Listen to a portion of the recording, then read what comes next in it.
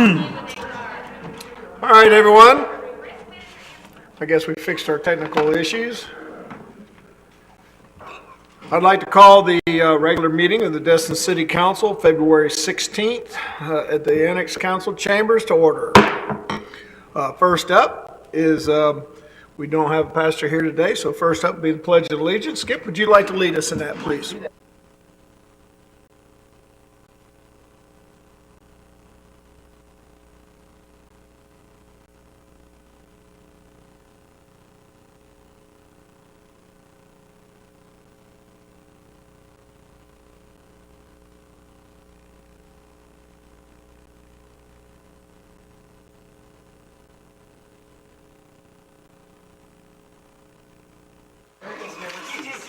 I did my time.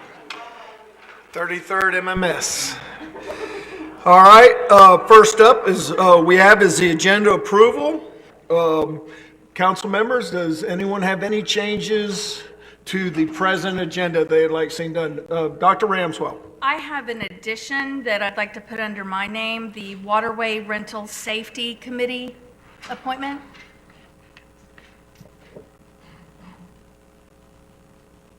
I thought we were going to discuss that before we made appointments. Email. We got an email about it. We got an email about it. That's fine. We can discuss it under your name. So we'll just add it there. Is there any other changes? I'll entertain a motion to accept and approve the agenda. Motion. Second. All in favor?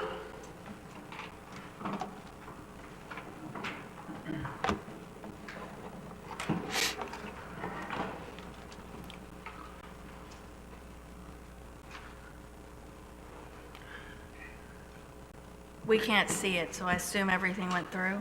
We're waiting on you. How funny, I should ask. The vote is unanimous, ayes have it. So moved. All right. First up, item 1A, approval of the minutes of January 25th, 2021. I'll make that motion. I have a Second. motion, I have a second. Is there any discussion on the council visioning session? Seeing none, we'll take it to a vote. The vote is unanimous, ayes have it, so moved. First up is me. It's our annual Mayor's State of the City presentation, and I will do that up at the podium. And we'll just kind of go over some of the accomplishments and challenges facing our city.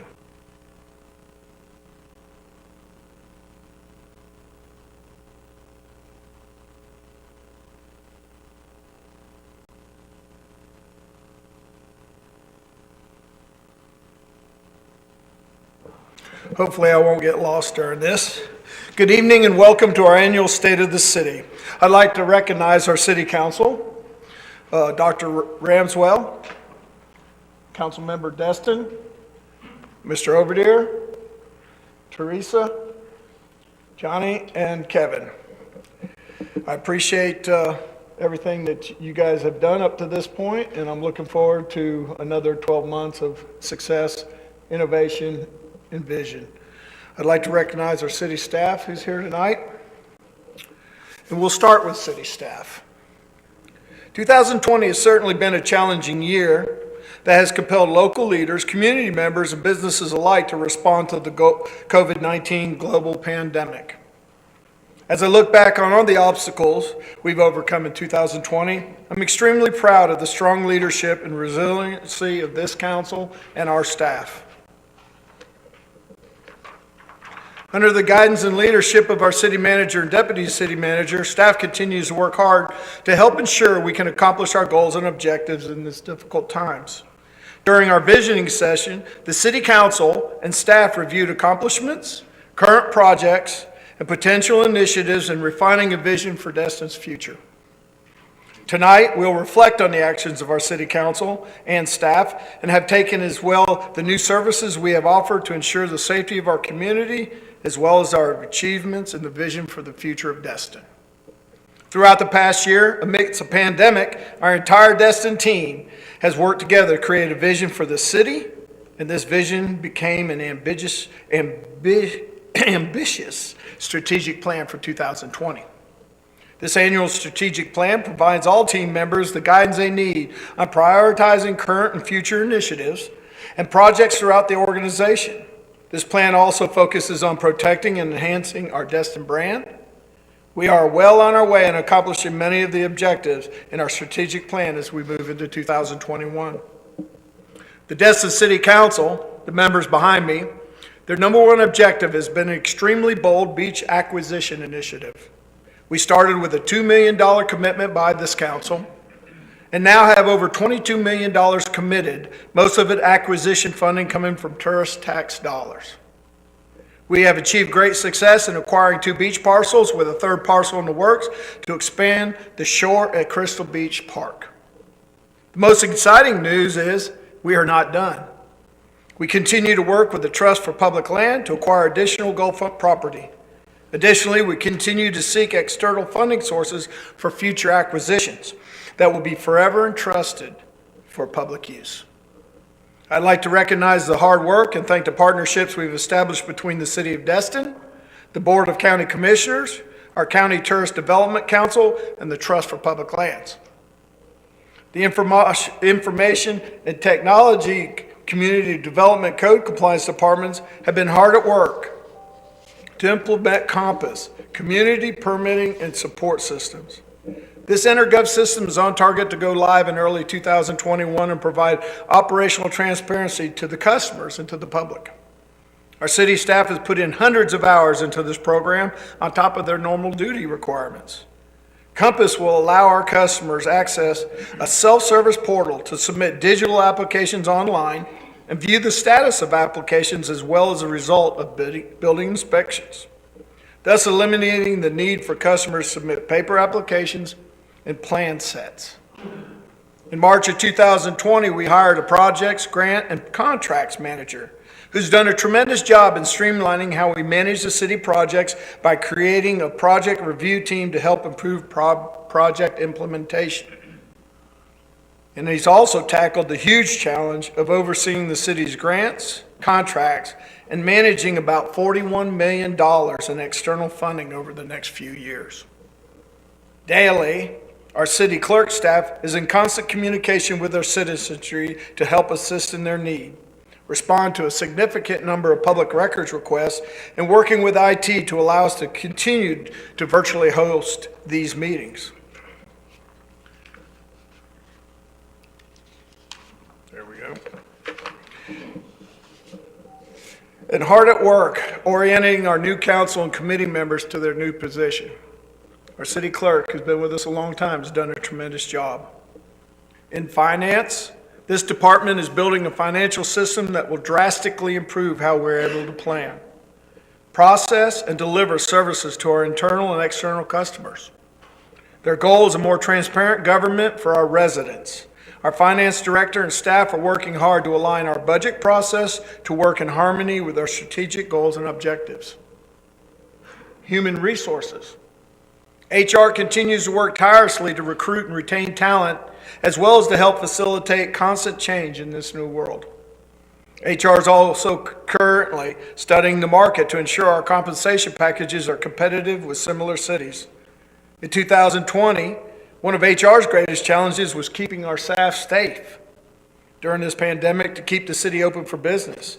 They accomplished this by developing business operation guidelines and telecommuting policies to assist in preventing workplace risk and exposure due to COVID-19. By focusing on employees' health, near-term and long-term, it helps the city by keeping our medical costs low and our workforce healthy. Our IT department and public information. Our office continues to be innovative and serve not only our organization, but our community as a whole.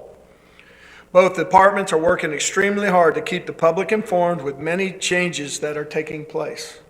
They have also been instrumental in unveiling of the city's new and improved website by adding additional features to share news and updates with the public we serve. The community development staff accomplished 2 of the major strategic goals of this city council.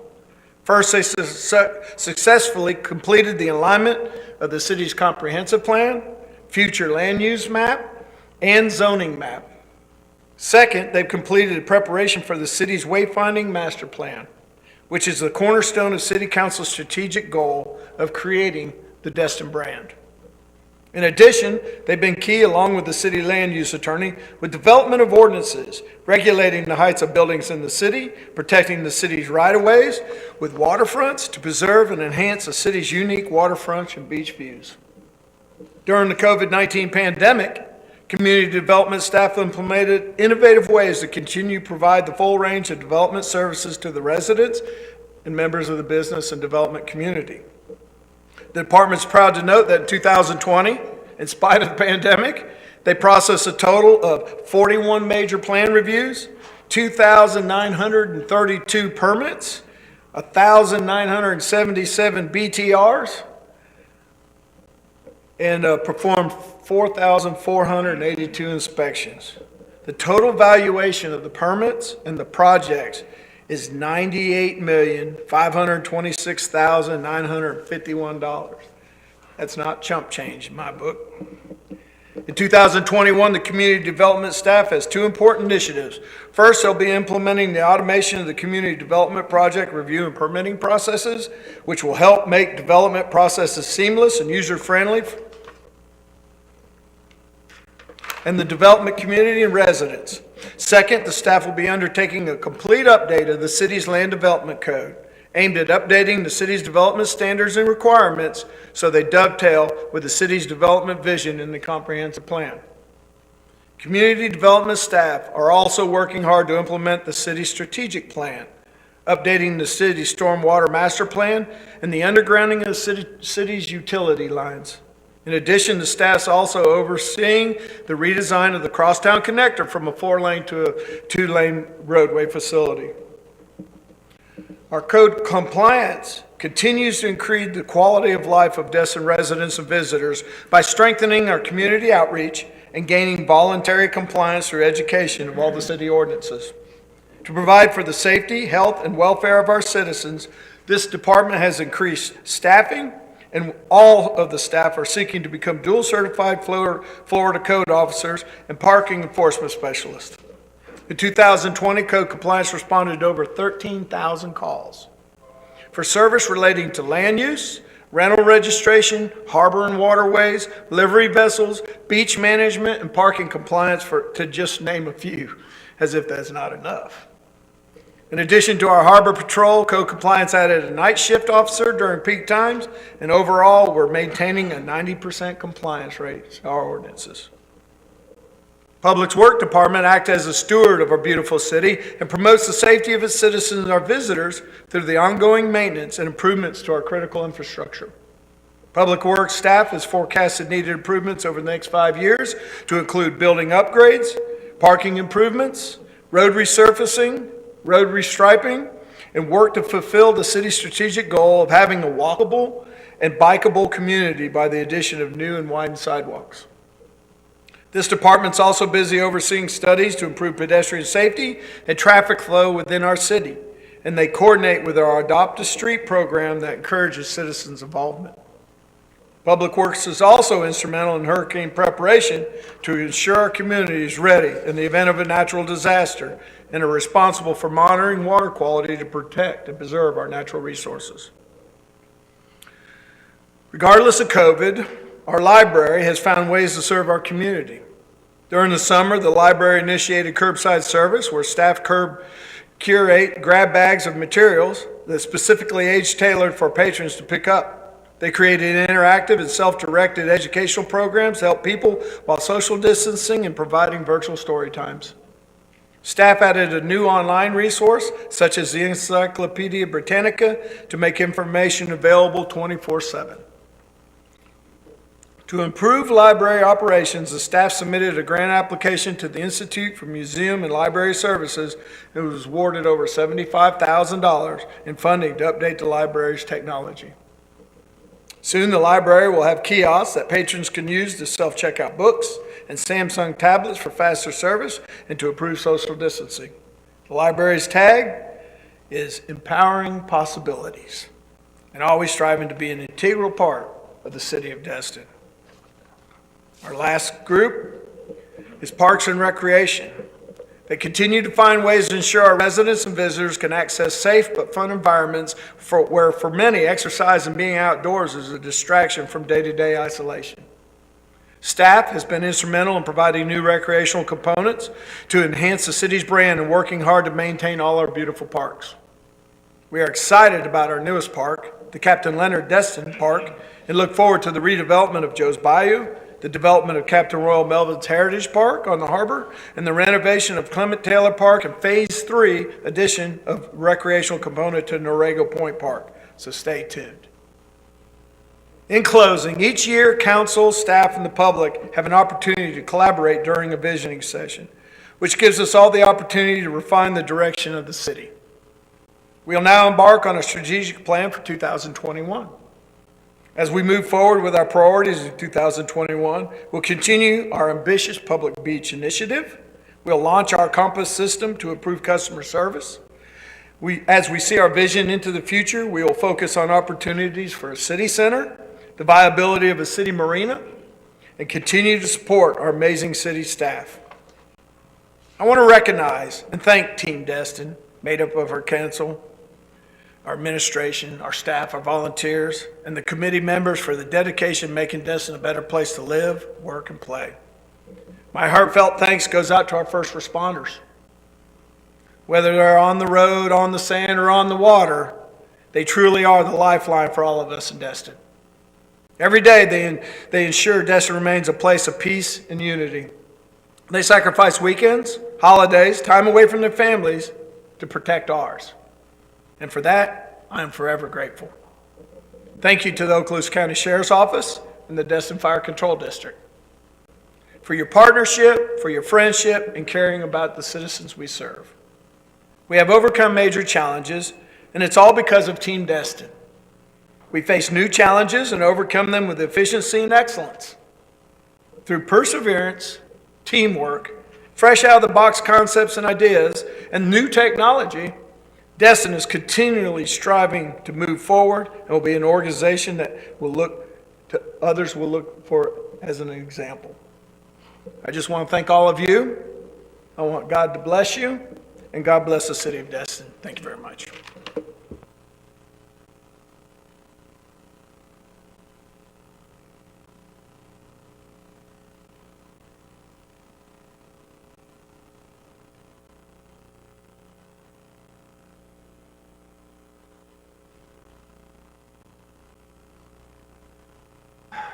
Item number 3, which is our public comments. Public comments on the agenda items that are not public hearings, we do have one tonight, and other matters not on the agenda. I want to remind everyone you'll have 3 minutes to make your comments as the team turns the podium around and wipes it off. And when you come up, state your name and your address, and we'll leave the speaker on. Also, when you get about 15 seconds away, I'll ask you to wrap up your thoughts.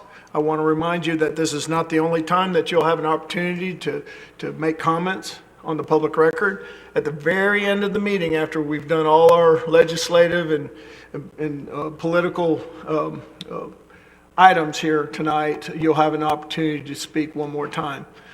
After the public in this room speaks, I will look over to our IT folks to see if we have anybody queued up online on the webinar, or Ray, I'll check with you of any text messages or emails.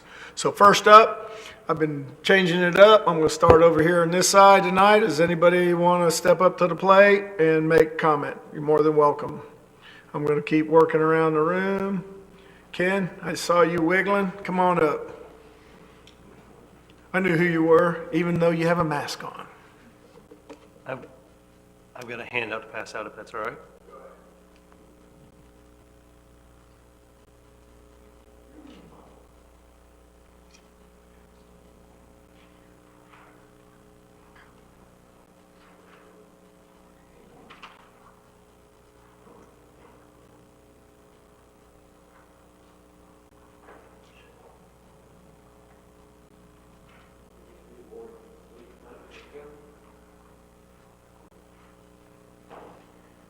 And you're off. Thank you, sir. Ken Wampler. I live on Laripe Loop in Destin, citizen of Destin, here representing Silver Shells. One of the things that you all deal with every day, or at least once a year, is a hurricane or a insurance policy. And within the insurance policy, typically we'll look at getting a flood policy. Flood policy is simply defined as rising water. Unlike a lot of people that say, well, I'm not in a flood zone, which is erroneous, everybody's in a flood zone. They have different flood zones depending on where you are relative to the water and relative to obviously the Gulf of Mexico. Common one that you find on the coast is VE.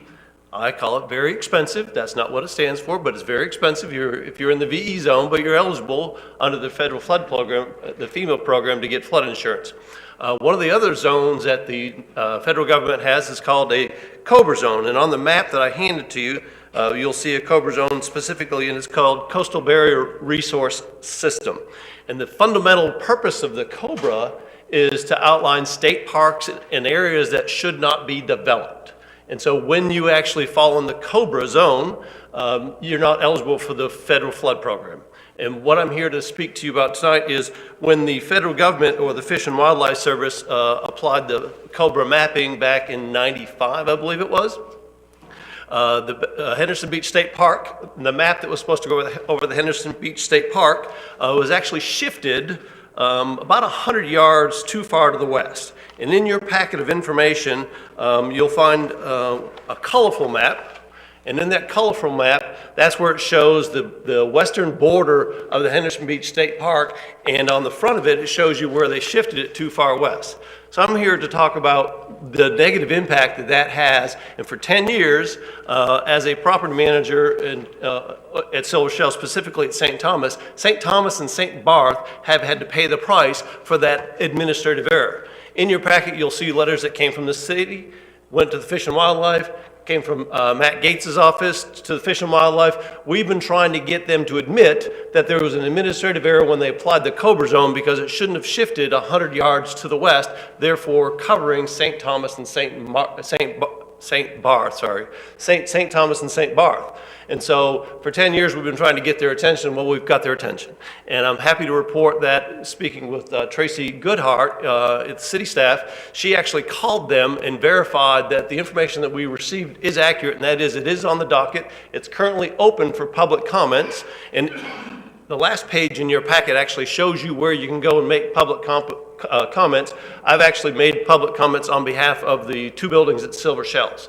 And so what I'm here today to ask for is, even though the Fish and Wildlife Service says that it's not mandatory to get a letter from the municipality that these two properties lie in, it certainly doesn't hurt. And I equate it this way. We're on the 1 yard line, and we're really close to getting it over to the end zone. And the information that Tracy received and the information that we're getting from the Fish and Wildlife is they're going to pass it. So that's the first step. If you've heard that it takes an act of Congress, it takes an act of Congress. You know, the Congress has to approve the realignment. And so we're probably talking 6-9 months before they actually adopt the changes. And so I guess I'm here to say, even though you're not required to, it certainly would go a long way for the city to post in public comments, which closes on March 5th, your support of making the change. Specifically from a dollars and cents standpoint, and I'll make this short. We manage two buildings on that property, and they both have the same insurable interest, $47 million. $47 million, if you're eligible for the federal flood program, is $25,000 a year in insurance premium, which is a big ticket item. If you're in the Cobra Zone, it's $90,000 a year because you're not eligible under the federal flood program. Gets better. If you're under the federal flood program, the deductible for that $25,000 a year policy is $5,000. If you're not, you go through the private market for $90,000 a year, you get the ability and the privilege to pay a $250,000 deductible. And so those two buildings over the course of the last 6 years have paid, in addition to what they would have paid if they'd qualified, an extra $621,000 simply because of an administrative error. And so it's big bucks. And obviously the fleecing of America at silver shells at St. Barth and St. Thomas is significant. And I would ask that if you could, and be so kind to post a letter of support on the public comments on the website, which is on the last page, and send me a copy of it so I can share it with those two owners to show how the city of Destin does listen, they do care, and they're joining the fight with us. Any council members have any questions for him? Go ahead, Dr. Ramswell, and then I'll get you next, Skip. So just a question, I see that it indicates that 500-foot zone of silver shells is over on the east side. Is that the goal to then shift it and add that 500-foot piece on the east back into it, or just leave that off? Yeah, what they'll do is they'll shift the western border of the Henderson Beach State Park east, so it lines up with the actual border of Henderson Beach State Park. So yes, it will come out of the Cobra Zone and be in the VE zone, but it'll be eligible for obviously the federal flood program. Right, but what I'm saying is on the other side here, where it appears that it should have been, That's correct. is that That's now correct. going to be actually Yes, sir. Yes, ma'am. included? Yeah. Are there properties built there at this time? Not on the eastern end of the park, no, there isn't. Obviously, it's going to abut where the Henderson Beach Inn is and where the Henderson Beach Resort is, but it'll go on that border, which is where it should have been to begin with, right? Gotcha. I just wanted to make sure nothing had been built in that section, that by shifting it back, we needed to try to Yeah. work with them. Yeah, the goal is to be on the border, the east and western border of the park. Gotcha. Okay, thank you. Yep. So are we ready for a motion, or? Yeah. Okay, I would, Go ahead and make a motion, we'll just deal with this now instead of later on tonight. yeah, I would make a motion that we send a letter of support to the U.S. Department of Interior to support the draft revised boundaries for the John H. Chaffee Coastal Barrier Resources System. I'll second that, I Mayor. have a motion, I have a second. Any other further questions? Go ahead, Dr. Ramswell. I do have one quick question, and it would just be geared towards our land use attorney.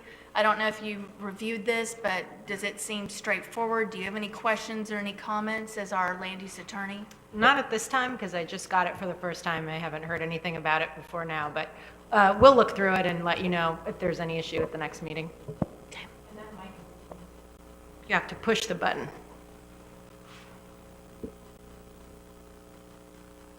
All right, we have a motion, we have a second. Any further questions? Seeing none, let's go ahead and take a vote.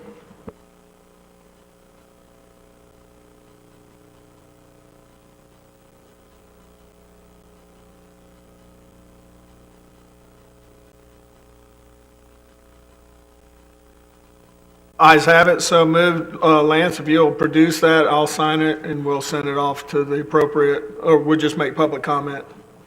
Okay, all right. Thank you, sir. All right, next. Going this way. Coming this way. All right. I think that winds us up for public comment. Do you have anybody queued up on the webinar? No, sir. And Ray, any emails or text messages? All right, I'm going to go ahead and close the public comment portion of this meeting. Again, to remind everyone, you'll have another opportunity at the end of the meeting to speak on anything that we do. All right, up next, City Manager's Report. Take it away, sir. Thank you, Mr. Mayor and members of council. Item 4A and 4B will be sponsored by Crystal Strickland. It is the new monthly reports that hopefully you're getting used to seeing on a regular basis. That should help delineate where we are with our capital projects and also with our operational financial budget for the fiscal year. So I will turn it over to Ms. Strickland. Good evening, Mayor and council members. Before you tonight, you have our updated capital project status report, so you can see how we are progressing on the capital projects that were adopted in our 5-year capital improvement plan. Everything so far is going according to schedule, so there are no significant items to report on that this evening. So I'll just open it up if you have any questions. Does any of you have any questions on the initial report? Carry on. Item B. Likewise, we have the operating report, which shows the general fund and the 2 CRAs so that you can see their status as well. Currently, I'm projecting that we will continue to be on budget, and projects likewise are moving along in time. So there's nothing significant to report at this time from our operating report. Crystal, I'm sorry, I don't mind if we can go backwards real quick. The pickleball budget was adjusted and it used to be, I think, about $30,000 at one of our previous status reports. Now it's $1,500.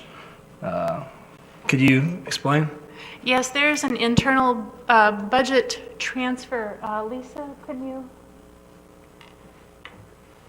speak to that? We transferred funds to another similar project with Parks and Rec. Yes, at this time, we needed a little more funding for the batting cages at the Threadgill Park. So we took a little from there, and we'll just keep on working towards pickleball for the next fiscal year. So how much has been given to Threadgill for the batting cages? Isn't that the 2 times we've moved money around? Well, no, just the original 30,000, and then the electric, and just to do it all right, and the slab did increase. Okay. It's going to be nice. I mean, yeah, pickleball, we're looking into a couple other places to put it, and some fun, some pricing on it, and it's not forgotten. Is that the normal process for allocating budgets, moving $29,000, $30,000 around to different projects? Is that how it works, just internally? This was similar money going to a same sort of project. It was Okay. both, it was general fund money, both for Parks and Rec. And in this case, the funding, the additional 30,000 went to a continuing services contractor to set up the lighting that Parks and Rec felt was more important to get the batting cages up and fully operational. Gotcha. Thank you so much for the explanation.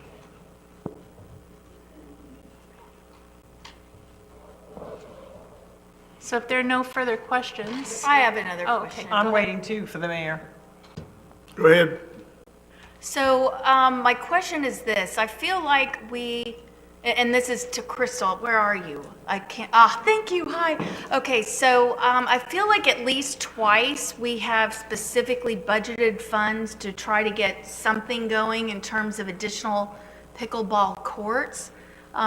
Do you know off the top of your head, is that accurate? Has it been twice and both times it's been reallocated?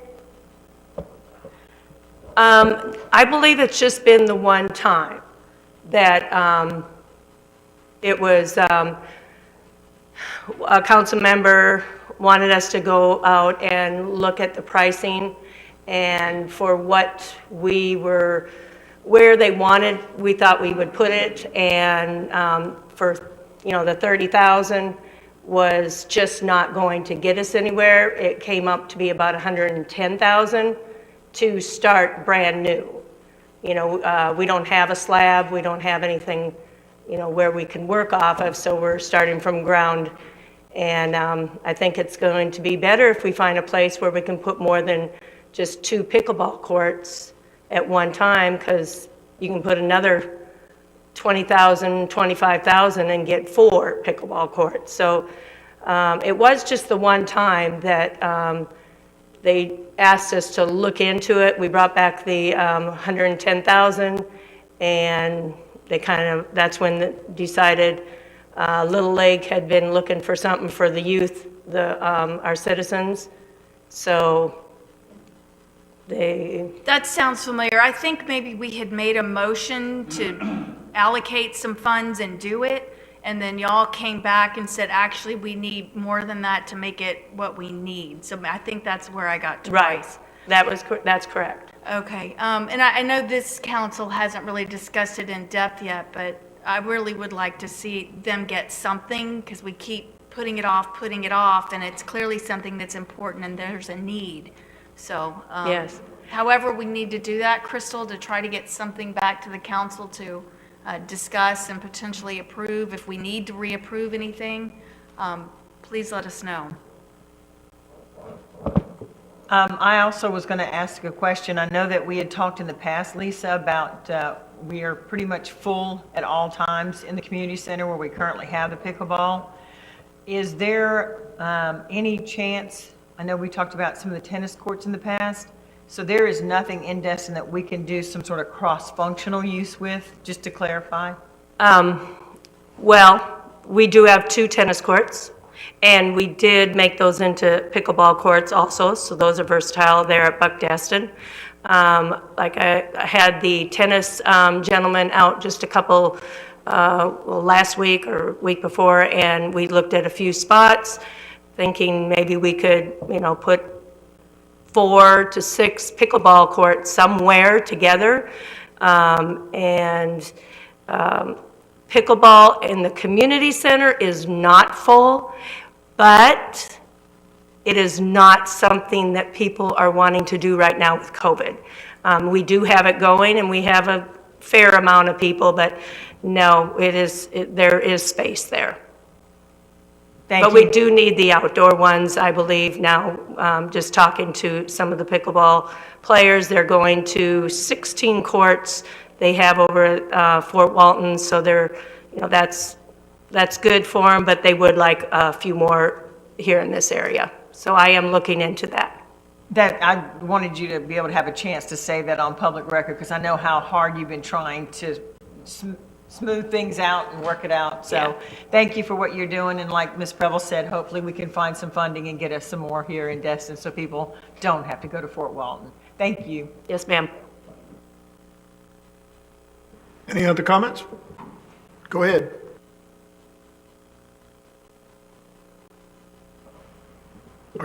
Crystal, you done? Or do you need? Yep, I'm just taking questions, if there are any other questions, otherwise. The questions. No Thank other you very questions. much. Right.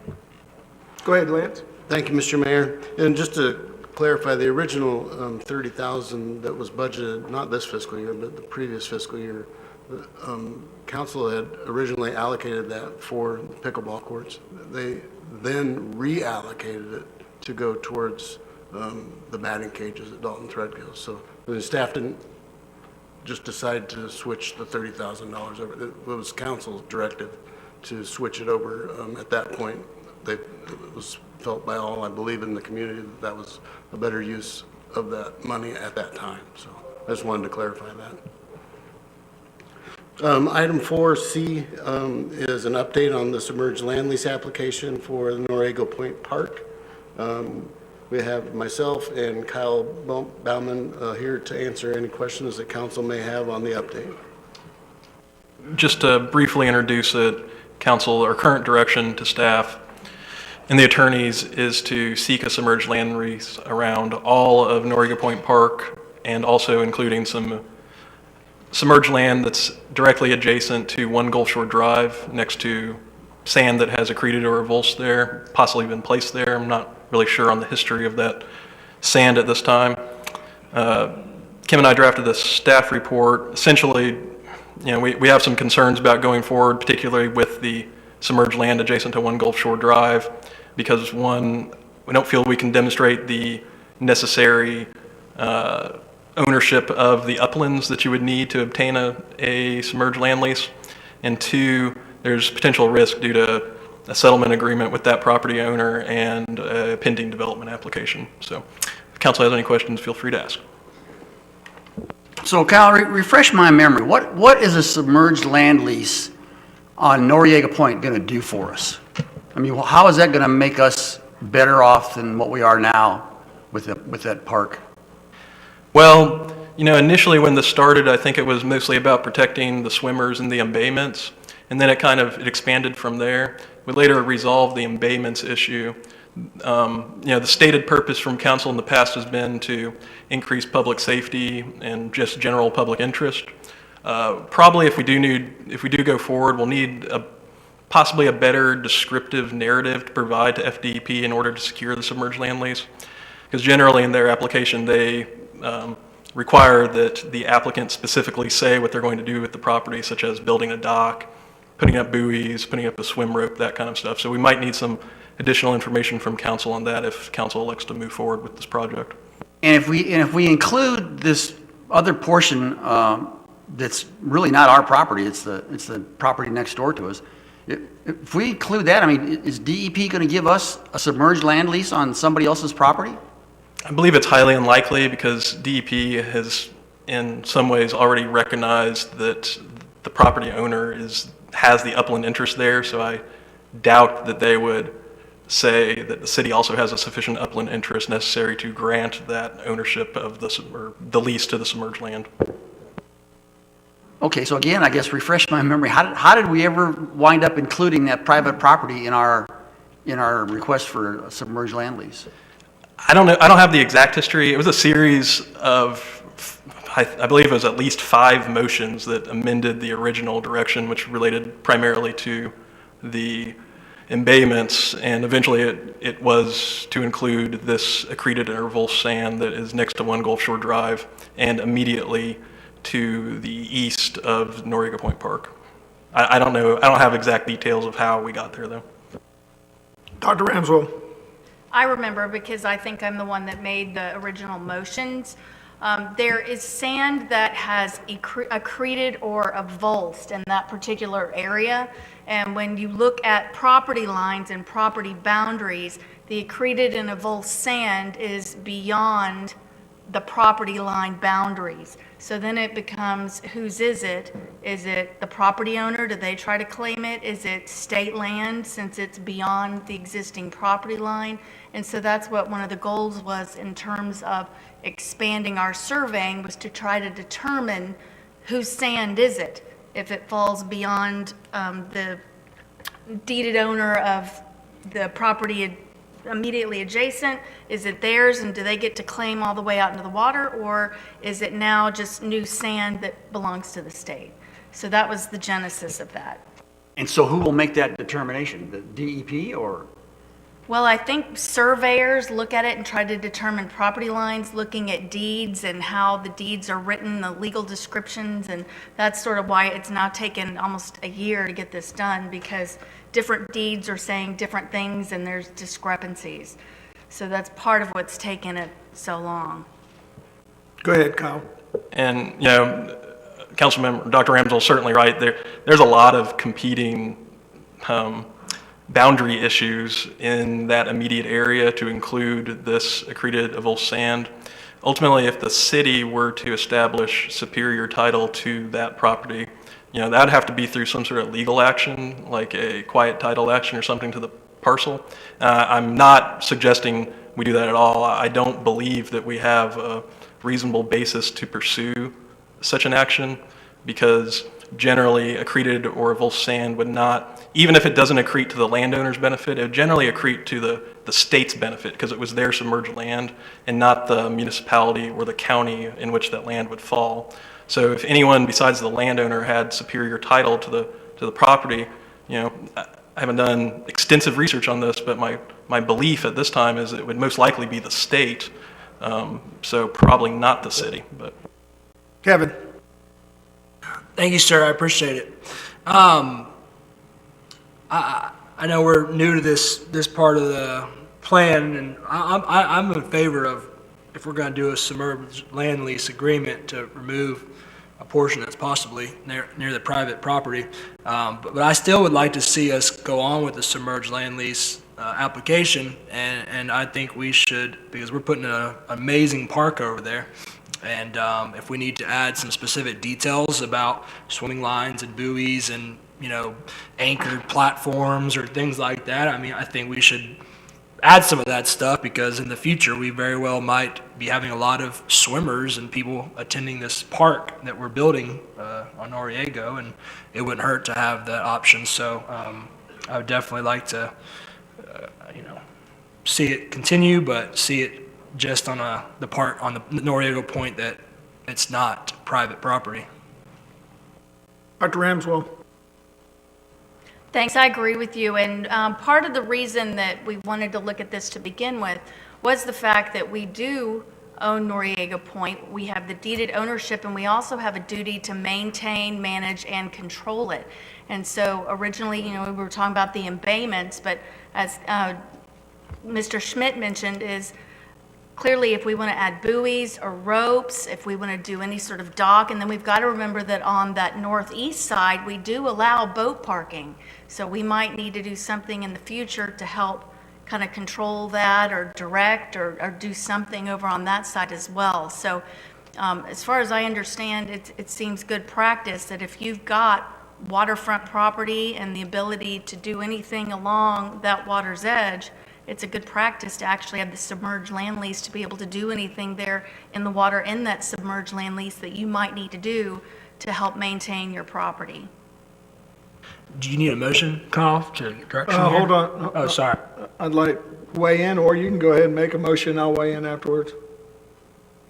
Eventually, since the current direction is to go around the entire park and include the area adjacent to the accreted/full sand, yeah, we'll need, if we're going to move forward but take that out, we will need a motion to that effect to allow staff and attorneys to move forward in that regard.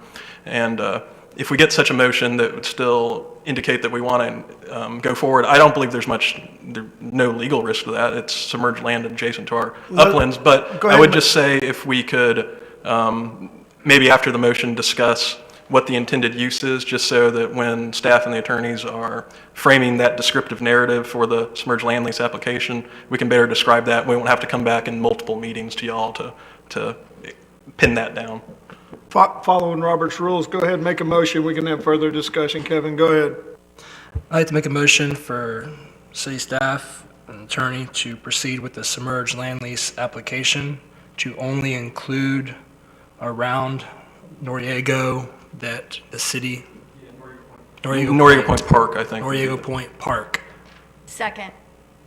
I got a motion, I got a second. I'm up first. I'm going to try to bring a little levity to the situation, and this may help you out, Kevin, a little bit. On May 4th, I think it was, when on the public record, the reason for the submerged land lease application was given is so we could control the abatements, which there's a problem with that, because part of the memorandum of understanding that this city and the previous mayor signed in 2012 is that those abatements were supposed to be used for all activities, boating, swimming, whatever. And the city, because of safety concerns, they wanted to close them off to boating activity altogether. Some of the reason for that has been called into question, but nonetheless, that was the reason given. So when we began to take action to basically disobey with the memorandum of understanding by dictating that there could be no boating in any of those, the DEP reached out and said that that's not the agreement that we had. And that because of the easement that was granted, if we can't come to terms with this, we can take the whole park back. We could lose it, the management of the park. So here's the problem.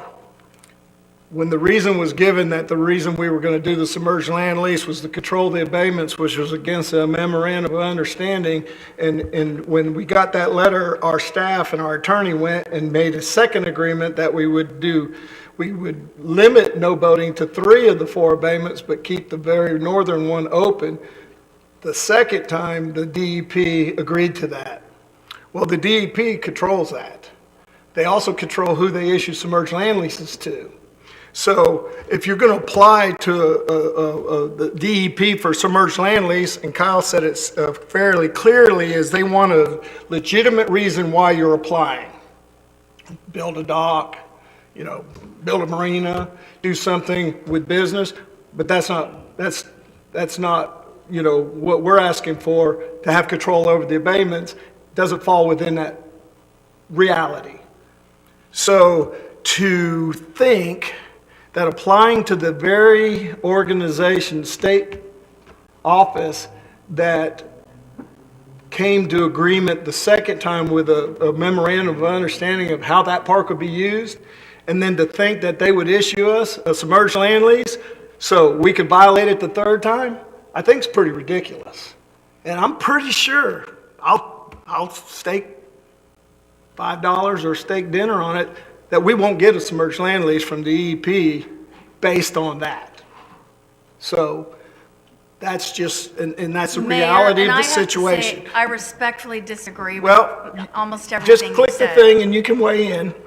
But I'm just telling you, that's my perspective. So I think it's a waste of time and it's a waste of money to go any forward with this. This council may decide to do that, but I'm pretty sure I know what the result's gonna be. And in the process, we look pretty silly, dealing with the FDP. And we have a lot more on the line with the FDP, with our Phase 3 renovation of Joe's Bio Boat Ramp and all the other grants and stuff like that. So I really want to caution everyone to think this through of what the true intent of the submerged land lease is for, and whether it's something that seems like good governance for us to do. And go ahead, Dr. Ramswell, I'll let you rebut my comments, and then we'll start with Kevin, and I'll work my way through it. Go ahead, Dr. Ramswell. Well, I think I'm going to let perhaps Mr. Lewis and our attorneys rebut some of that, but I think the bigger picture here is we own that property. Just like anybody that owns a waterfront piece of property has the right to obtain a submerged land lease from the DEP to do whatever they need. It's the same exact scenario here. We need to manage, control, and maintain our property around Norego Point, and this is one of the ways that you do that. Mr. Zunguze, would you mind shedding some light on this? Ms. Kopp, anything that y'all might have to offer and kind of clarify? I'm going to defer that to Ms. Cobb. Well, thank you, Louis.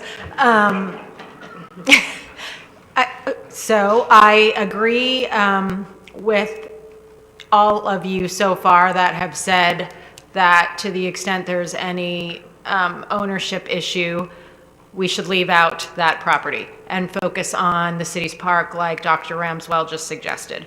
So if the city council majority wants to submit the submerged land lease, it's fine. We will clarify the intent with regard to protection and safety of the swimmers. We will include language that you all can direct after this motion with regard to buoys and ropes, whatever else we need to do. It's common for submerged land leases to be submitted when there is infrastructure in the water. But in this case, we do have a park, so it's not, we can certainly submit for our lease and see what happens. I'm not DEP. I don't get to decide. Mr. Schmidt. Thank you, sir. I hear what you're saying, and it sounds like there was some history going on between some people on those embankments in the past.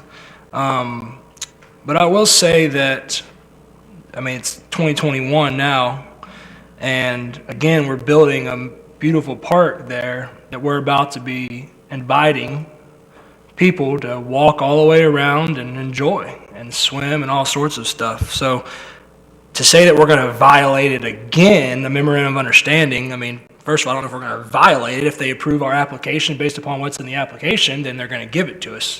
And then the memorandum of understanding, unless I'm wrong, won't matter anymore because we have that lease. But if we get the lease, we get the lease, right? Yeah, I think that we probably have to, FDP might want to, if they were to approve something like this, Sure. amend their MOU with Update us. something. But, yeah, theoretically, it could work out. I'm just saying that today might be different. Would you like to share with them their adamantation about the whole issue, though? See, Kevin's not privy to that. Sure. They were playing hardball, Kevin. Well, I understand, but if we have the opportunity to file an application, I do. And at the same time, it's also, if there is safety is a true thing, and those embankments aren't big. And if we're going to have 100, 200 people out there on a weekend enjoying them and swimming, where 5 years ago we might have had 10 people out there, having people that pull up their boats is a danger. So if we need to have more control over what's going on in those embankments, then it'd be nice to have that control without red tape. And if we can do that by putting in the application, we're going to put an anchored platform in 2 out of the 4 and have 2 of them be swimming and 2 of them be boats and have signage and put more things that we can build out there. If we can do that, there's not a problem doing an application, then I say we attempt it. I mean, and they say rejection and rejection. I hope they're not going to hold that against us for future projects in Joe's Bayou and other things like that. And if that's how the game is, then, I mean, but I don't think we should not attempt a submerged land lease application. And Kevin, just since some council members may not have this history on the embayments too, the embayments, as the mayor described, was subject to a lot of controversy with FDEP, and that the city essentially wished to rope off all those embayments and make them swimming and make so boaters and swimmers wouldn't mix. Seems like a pretty sound public interest strategy there. But FDP was adamantly opposed to that because they viewed the project and their funding as increasing boater access.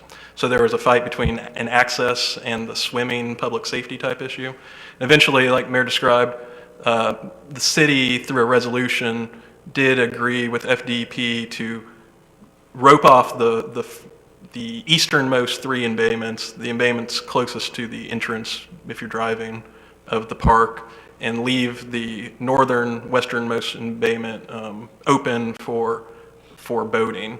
So those 3 embayments will remain roped off regardless of what happens with this submerged land lease, and the northernmost embayment will remain open for boats. Yeah, and so that's just wanted to describe that history. Yeah, and I'm aware, and I'm sure others might be now of that, and that's fantastic, and that's great. So we can keep 3 for swimmers and 1 for boats, which is fantastic. We will continue to do that. But if we get the lease, we at least have more control over the 3, all 4. I mean, no? Well, Kevin, I think you had mentioned something like a swim platform. That might be something that is very specific type of infrastructure that a submerged land lease would contemplate. So if that's the type of stuff council is envisioning, so I don't know the specifics of the currents there. And I just want to share with you, Mr. Smith. And I'd like to share with everyone that there is an issue that was discovered through text messages that you had with the owner of the adjacent property regarding this issue. So I'm uncomfortable with you sharing your opinion on it. Well, that's for me to do and you to be uncomfortable with. It's for everyone okay? to be aware I just of want to in let you terms know of a that bias. I documented during the course of the summer as a charter fisherman going in and out of there. And I would have to say that northern embayment that's open for boating probably was used less than 25% of the time where I ever saw a wave runner or a pontoon boat or anything even in there. It's just the farthest one away from everything, and it's not used. That northern embayment's not used hardly at all. The other 3 are used quite a bit because they're a lot more access usable for people that want to swim and do those kind of stuff. But to let you know, so we've solved the problem without applying for submerged land. We solved the problem, but why not have a submerged land lease that we can apply for and then I get? just gave you my opinion. I hear you. You guys can do what you want, Yeah, I whether hear you you. feel bad about it or not. Well, Okay, so I'll just jump in with a suggestion at this point. So legally, there's no reason why a submerged land lease can't be submitted. I think Councilmember Ramswell just seconded the motion to submit the land lease without the private property. So there's no legal impediment to doing that motion. I'll say that. Mr. Destin. Thank you, Mayor. I don't see what it can hurt to apply. It sounds like we already worked out something that was acceptable to DEP about boats and swimmers. I'm not sure the DP is aware, but Okaloosa County passed an ordinance in the 90s which prohibits motorized vessels within 300 feet of swimmers. Now, if they want to take a position that they should violate that ordinance and prohibit us from trying to regulate swimmers and boaters, then that's a position they should take. But I don't see where it could hurt for us to apply, and if they don't want to give it to us, they won't. It's that simple. Dr. Ramswell. I think I pretty much said all I want to at this point, other than I will reiterate that we're talking about not just the embayment side, but even around on the other side as well, the entire park property, which is our deeded property. All right, any further comments? Got a motion, got a second. Let's take it to a vote. Mr. Mayor, can Go I just ahead. ask one clarification question? The motion, does it include if there's a need for additional funding to, for additional surveying? Because we will need to potentially remove that section. There may be a drawing that already just has the park in it, and we would use that if that's available, but. It's up to the man who made the motion. I don't know if you need the motion to be made. I mean, hopefully it's under $15,000 and you can just write the check, I guess. But if it's more than $15,000, do you need it to be in the motion? Since it's, we've already exceeded Lance's spending authority and it's continued work, it'd be over. However, Councilmember Schmidt, I'm over here. If you want to amend the motion to address this, we're not sure that we need it. There may be a survey already in place. So I would just say, to the extent we may need one, authorize staff to pay. So can I just add to the motion? So I'll just add that if, to the extent if we need additional surveys, that we will find the funding to make it happen. Does that sound good, Ray? You okay with the second? That works with me. Second approves it. I think for Ray, this you want- go-around, we had at least 3 or 4 different surveys done going around, so we should have something. Ray, could you reread the motion for clarity?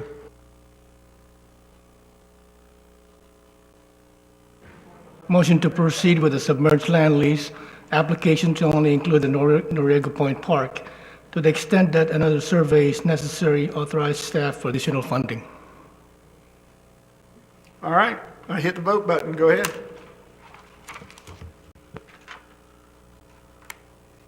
Ayes have it, so moved. Thank you, Mr. Mayor. Just if council wants to at this time, we can talk about the possible intended use if you want to talk about specifics. Otherwise, we could just keep it general at this time. Just understand that it's probably more likely to get denied the more general you keep it. The more specifics you can provide, obviously, the probably more likely it is. So just throwing that out there for council's consideration. Well, I know that the mayor is going to disagree. But if you got to put on their platforms that are anchored in and all that stuff to make it happen, I think that's a good place to start. Whether their current's going to take them away, maybe they will. Look at Crab Island. There's about 20 buoys on Crab Island. That's pretty rough. And a lot of times they do go away. They don't stay there year round, but things like anchored platforms and the ropes and Kayak launch, which I think we're required to provide. We'll try and include the, sorry. Now, I would suggest that you put in there other safety measures. Okay, we'll try and include all these kinds of specifics, but also include the general public interest, public safety consideration type language too, and just try and make it the best, most likely to succeed as possible. Go ahead, sir. Thank you. Item 4D is an update on the Compass system, or otherwise known as the Intergov system, and we have Matthew Pace with us online. Matthew, can you hear us? I can. Good evening, everyone. I just want to give you a quick update. We have been doing a lot of testing. We've been doing a lot of training as well with staff in the various components of Compass. And we're still on track to be operational in April 2021 here. And during this extended time, the community development and code departments have been vigilant in completing our client responsibilities. And we're working closely with Intergov staff, and they are helping us with some of the back-end testing that can take a little bit off of the staff's plate. Because there is so much going on. Our Intergov consultant has been a huge help, and I've been working with him on testing out the various components through third-party systems, things that are connected to the Compass system, such as our finance system, Munis.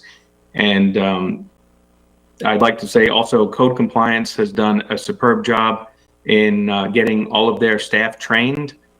And we've had on-site training sessions that they've been taking part in. And happy to say that most of their testing is complete. We are doing a few other kind of updates and tweaks to their systems to make them a little more user-friendly and within the system. And so they're working closely with me on that, and Joey. And I would like to give a big thanks to Billy Morales and Sharon in code for helping out tremendously with the configuration of those items. Community development is working hard. They have a lot of processes. It's all hands on deck in community development. So I'm happy to say that they are working on that. We are scheduled for our legacy system data to be through its first pass here in towards the end of the month. We're scheduled for around the 26th of February. So I'm hoping to meet that objective with them. Their staff has been working hard, and I've given them everything they need to complete and start this process.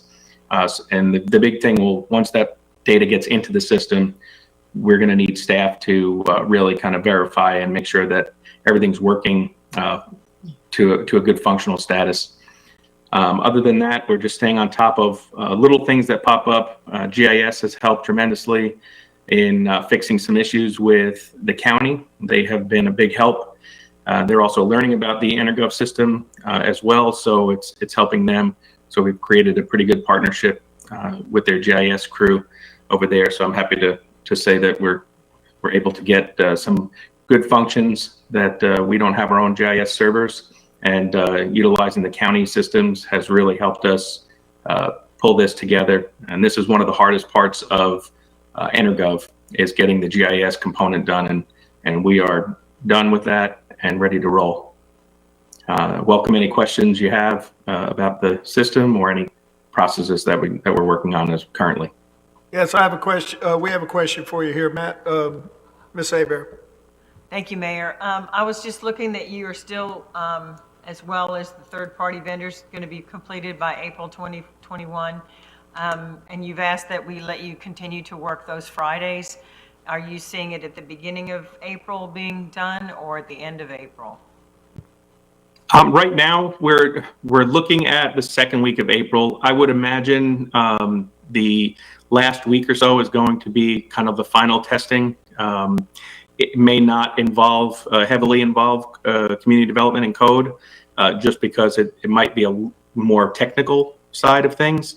But I'm keeping a close eye on it. It's something that, like I said, this is a lot of data. As Councilmember over there said, this is just a huge amount of data that's being brought into the system, and it's hard to do just a small IT staff to go through this. We definitely need all hands on deck for this. So that's why I was asking. Just let us know if you need another couple of Fridays, because we do want y'all to have the best success in getting everyone's help and getting this online as soon as possible, but with all the glitches and everything. So let us know if you need more. Definitely. I plan to keep you updated throughout the process anyway. So if there's anything along the way that I feel would be helpful in this situation, I definitely will reach out, make sure everybody knows. Any other folks have any questions for Matt while we got him on the line? Seeing none, thank you, sir. Thank you. Thank you, Matthew. Item 4E is a follow-up report and a request for direction from council on some recommendations for the Cybert Avenue and Forest Street intersection. We have Mr. Louis Nguzzi and Don Smith, our city engineer, here to work through or walk you through some of the recommendations and answer questions. Well, how I'd like to do this too is after their presentation, if anyone wants to make a motion at that time, we'll make the motion first and then we'll have discussion, if that's okay with everyone. Go ahead, guys. Mayor, council, thank you. So we were directed to address speeding at the intersection of Cybert and Forest.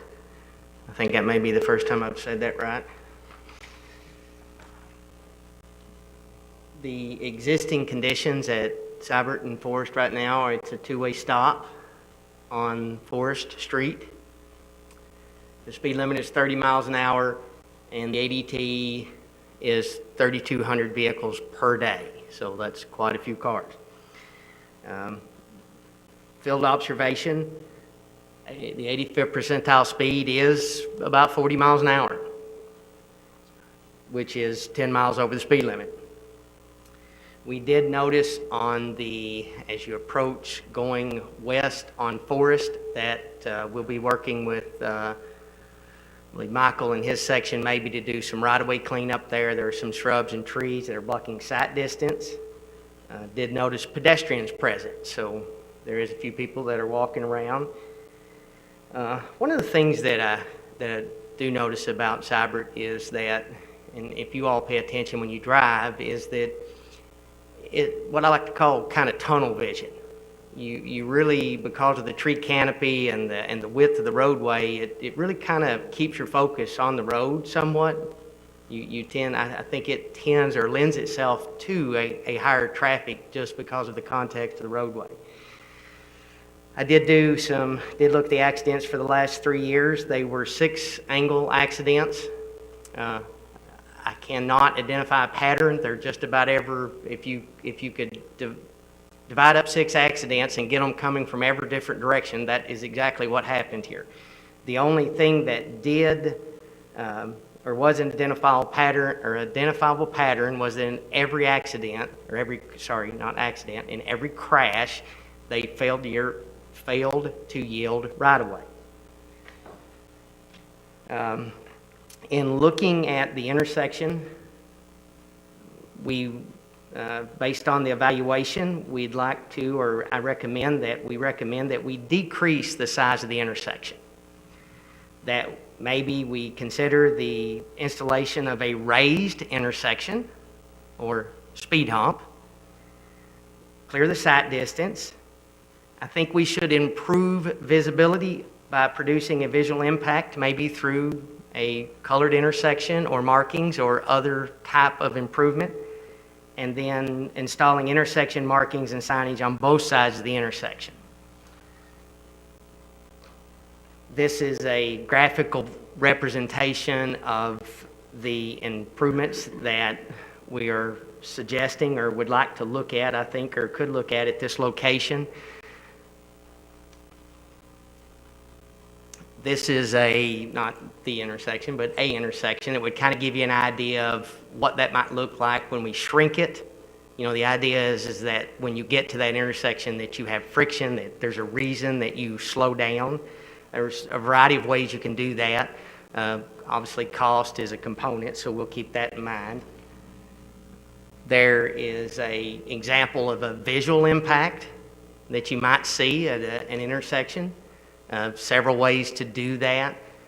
Don't recommend painting because that's slick, so you can take 1 step forward and 2 steps back. So we'd want to go with something that has some friction, whether it's concrete that's stained or pavement that's stained and stamped, but there are options there.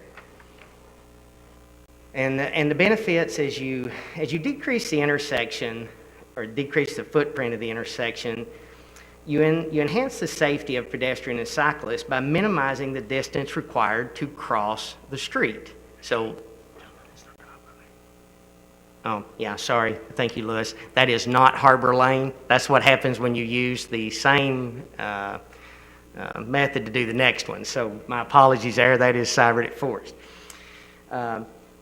You minimize the distance that it takes the pedestrian or the cyclist to cross the street, plus by narrowing the radius, you make it a little harder to turn, which means that the cars slow down to make a right or left or any other turning movement.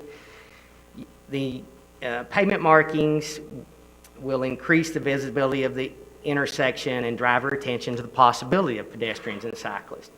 One of the things I think that's important as you look at that, if you went out right now, is making sure that not just at Cybert, but the intersection markings that we do have already it needs to be a focus of ours going forward, as we make sure those are good and maintained and really stand out. We need to increase the sight distance by removing the vegetation. The raised intersection would help to lower the speed more specifically at the intersection. So even if you do a speed hump leading up to, they can still cross a speed hump and then accelerate through the intersection. So just things that we keep in mind. There's no one size shoe fits all. And then the signage and the markings leading up to the intersection, again, to help reduce motorist of conditions to reduce the speed through the intersection. Questions? I'd like to make a motion so we can go to discussion, Mayor. I recommend that the city council direct city manager to further implement the improvements at the Cybert Avenue and Forest Street intersection. Have a motion? Second. And I have a second. First up, Dr. Ramswell. Thank you, Mayor. I have a question. Can you go back to a couple of those visuals that you did? So in this particular graphic, what is elevated? The reddish-brown crosswalks? Well, so this one would be the one that was elevated. So Okay. in this case, that entire area is elevated. So in this picture, it's more to differentiate the smaller footprint, the reduced radii and the smaller intersection. And so how does that work essentially? Because it looks like the lanes are going from, is that just one very wide lane? Or is it one lane of traffic and on either side parallel parking? Well, the picture itself was just to kind of show the reduced radii at the intersection. So the streets, I just picked that off the internet, so I probably didn't help my situation by, I don't intend parking, or just maybe from the side, from where you do the crosswalk, everything else is not really relevant. So just inside the intersection there to give you an idea of what that would sort of look like as you approached it.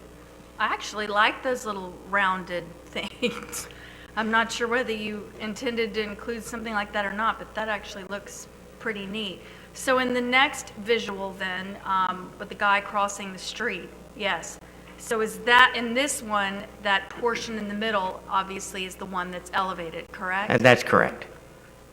And what is the impact on vehicles? Like, is this bad for trucks, good for trucks, bad for trailers? We have so much traffic going up and down of different types and forms, especially in this area with boats and trailers.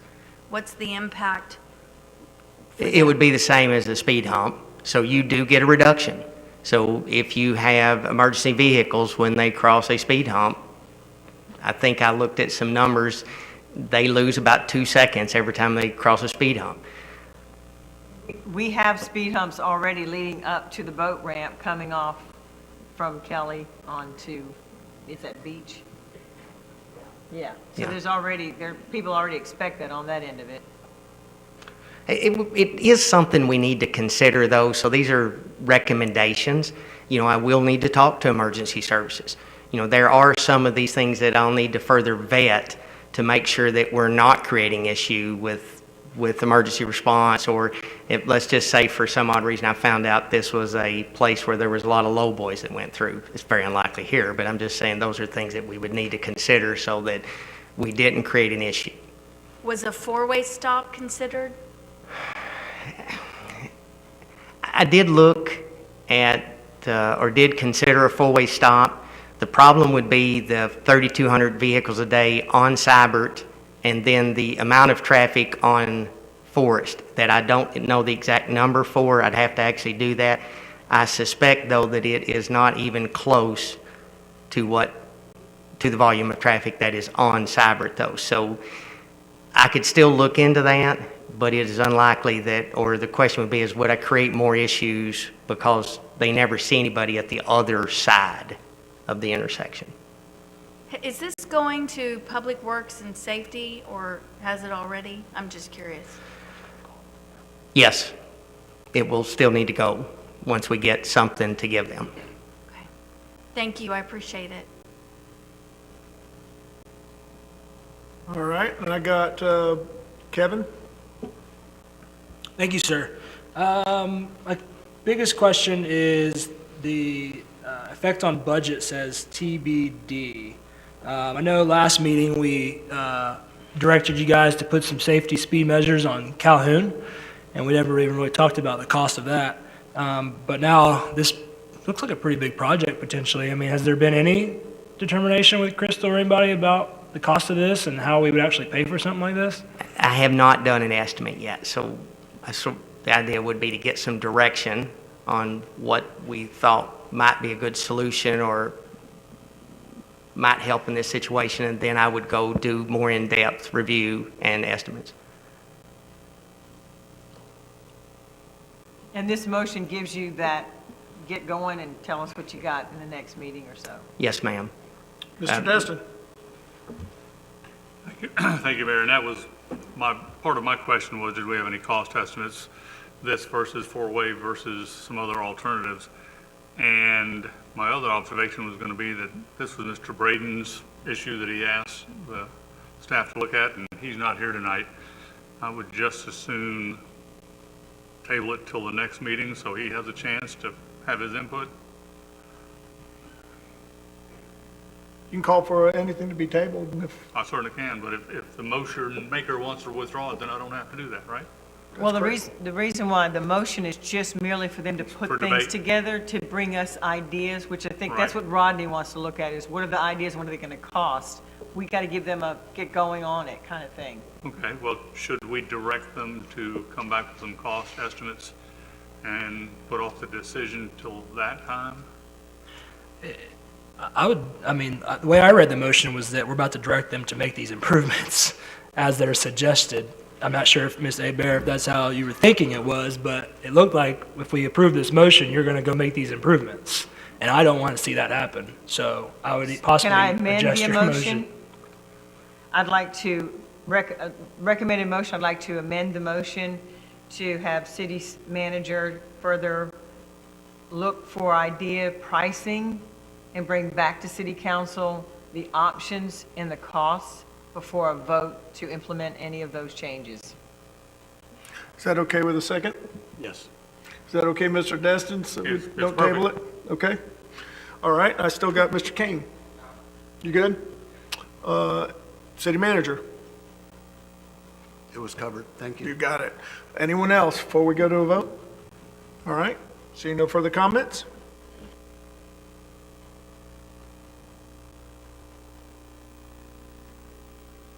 Aye, the vote's unanimous, so moved. Sir, continue on. Thanks, sir. We have on item 4F, an update on the animal control services from Webb Warren and Joey Forgione, available to answer questions. Webb? Good evening, Mayor and Council.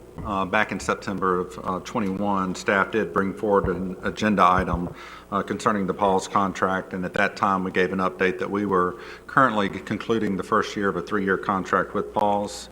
At that time, staff did request, and at that time also, we notified council that Paul's was requesting an increase for that existing contract we had. Staff at that time did ask some time to look at the metrics that Paul's was providing and to research this further. And since that time, staff has been transitioning animal control over with Joey and code compliance, but city manager staff has been hand in hand with that and working with them on that. Code and staff are currently looking at that data. You are provided the Q1 data from Paul's as part of this agenda packet. And we are monitoring that situation, but we're also looking at our peer cities. Paul's has been working with our peer cities and is also working with our county as it relates to contracts. So there's a lot of things kind of happening right now, and staff would respectfully like to ask a little more time and come back in May to provide Q2 reports from Paul's, as well as provide some additional information that will come forth from our peer cities and counties as it relates to what they're doing. And we would request that opportunity to bring that data back and additional info, and also invite Tracy Williams, who is the Paul's director. She took over late last year, and she's been great to work with. She's been very responsive to our questions, but we would like to bring her back at that time and have further discussion on this item. With that said, I'm happy to answer any questions that you may have. Mr. Mayor, I'll make that motion if you want, and then I have a question. Go ahead, sir. So I move that staff provide a report to council on the pause contract by May 2021. Second. Okay, I have a motion, I have a second. Okay, so then my question is, so she is going to be here then in May 2021, because as I'm looking through this and seeing what she's asking for now, It looks like, I mean, we're at about 48,000 now, and by 2023, she wants it to be over 100,000. So I really expect her to be here to give us a whole bunch of good information about why we're going to pay her over double what we're paying her now. We agree. We will be happy to reach out to Ms. Williamson and have her there. Any other comments or discussions? Just, I'm in agreement. I mean, the quarterly reports, I think there was about 10 animals over the quarter or something. They got paid at $4,000 a month. So I'm looking forward to hearing more about it. All right, well, we got a motion, we got a second. No further discussion?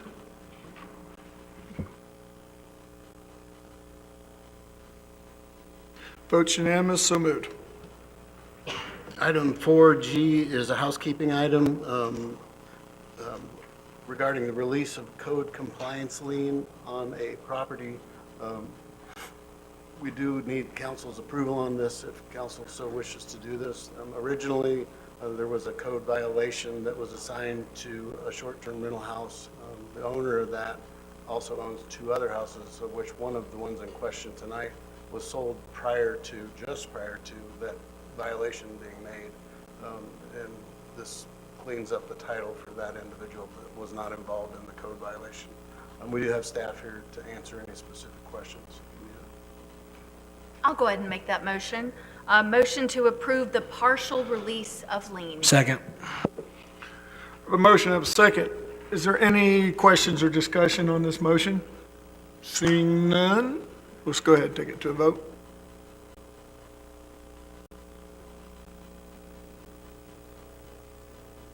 The vote is unanimous, so moved. Go ahead, sir. Thanks, sir.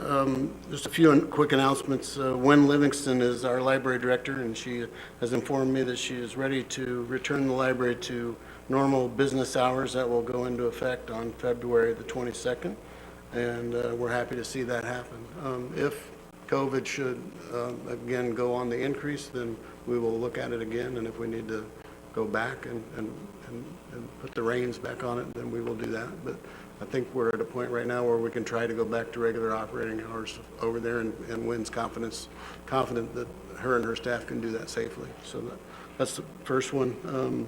The other, I sent an email out over the weekend to let council know that we did winterize the park restroom facilities due to the weather forecast. So our restroom facilities are currently closed in our parks.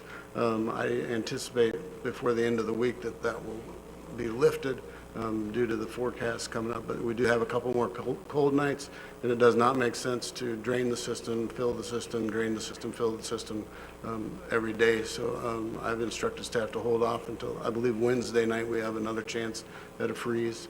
And then after that, looks maybe like we could get those back open to the public.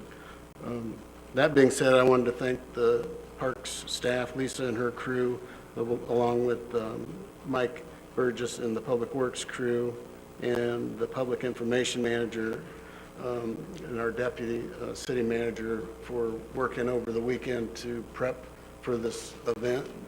As it turned out, I drove the town this morning and I didn't see any ice on the roadways or sidewalks, so I was very happy to see that. I was around in 2014 when I did see ice on the roadways, and it was very scary because we do not have the equipment to take care of that kind of stuff. We're not built for that. So I appreciate them, some of them coming in on their days off to help winterize and get ready. And then the crews being out there early this morning running the roads with the sand in case they did encounter some ice. So We're going to be right at freezing again Friday night, so I'd keep them shut until Saturday. Very good. And that is all I have, sir. Thank you. All right, we're going to take a 5-minute break before we get into public hearing.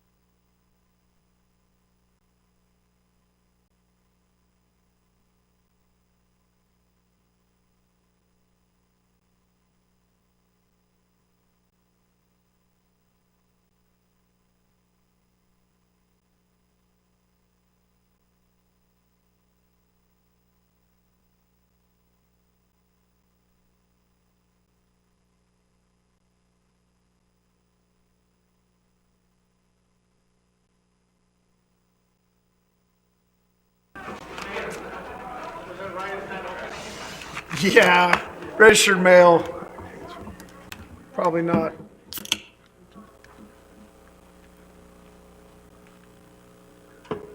All right. Tonight, under item 5A, Mr. Bowman.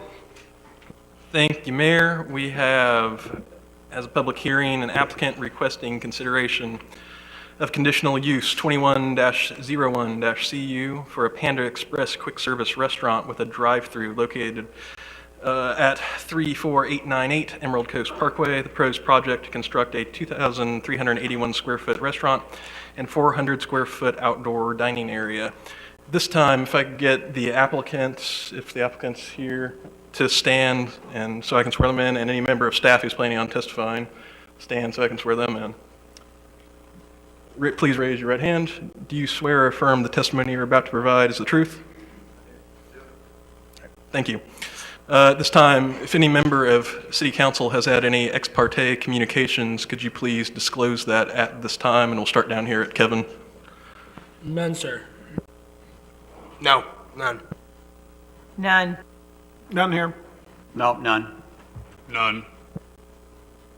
None. Thank you, City Council and Mayor. And at this time, I'll turn it over to Kim. We'll turn it over to staff to begin the proceeding. Thank you. Good evening, Mayor and Council. So, as Kyle stated, this is for a conditional use of a Panda Express restaurant being located at the existing Edwin Watts Golf Store at 34898 Emerald Coast Parkway. This includes approximately a 2,380 square foot restaurant with a drive-through lane and approximately 400 square feet of outdoor dining.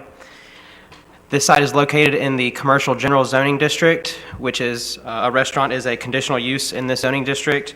Please keep in mind that this is a review for the conditional use only, and the major deviation to the development order will be brought back in front of you at the time of submittal and approval by TRC. The review conducted by staff was based on the future land use element of the comprehensive plan and the 6 criteria for conditional uses outlined within the Land Development Code.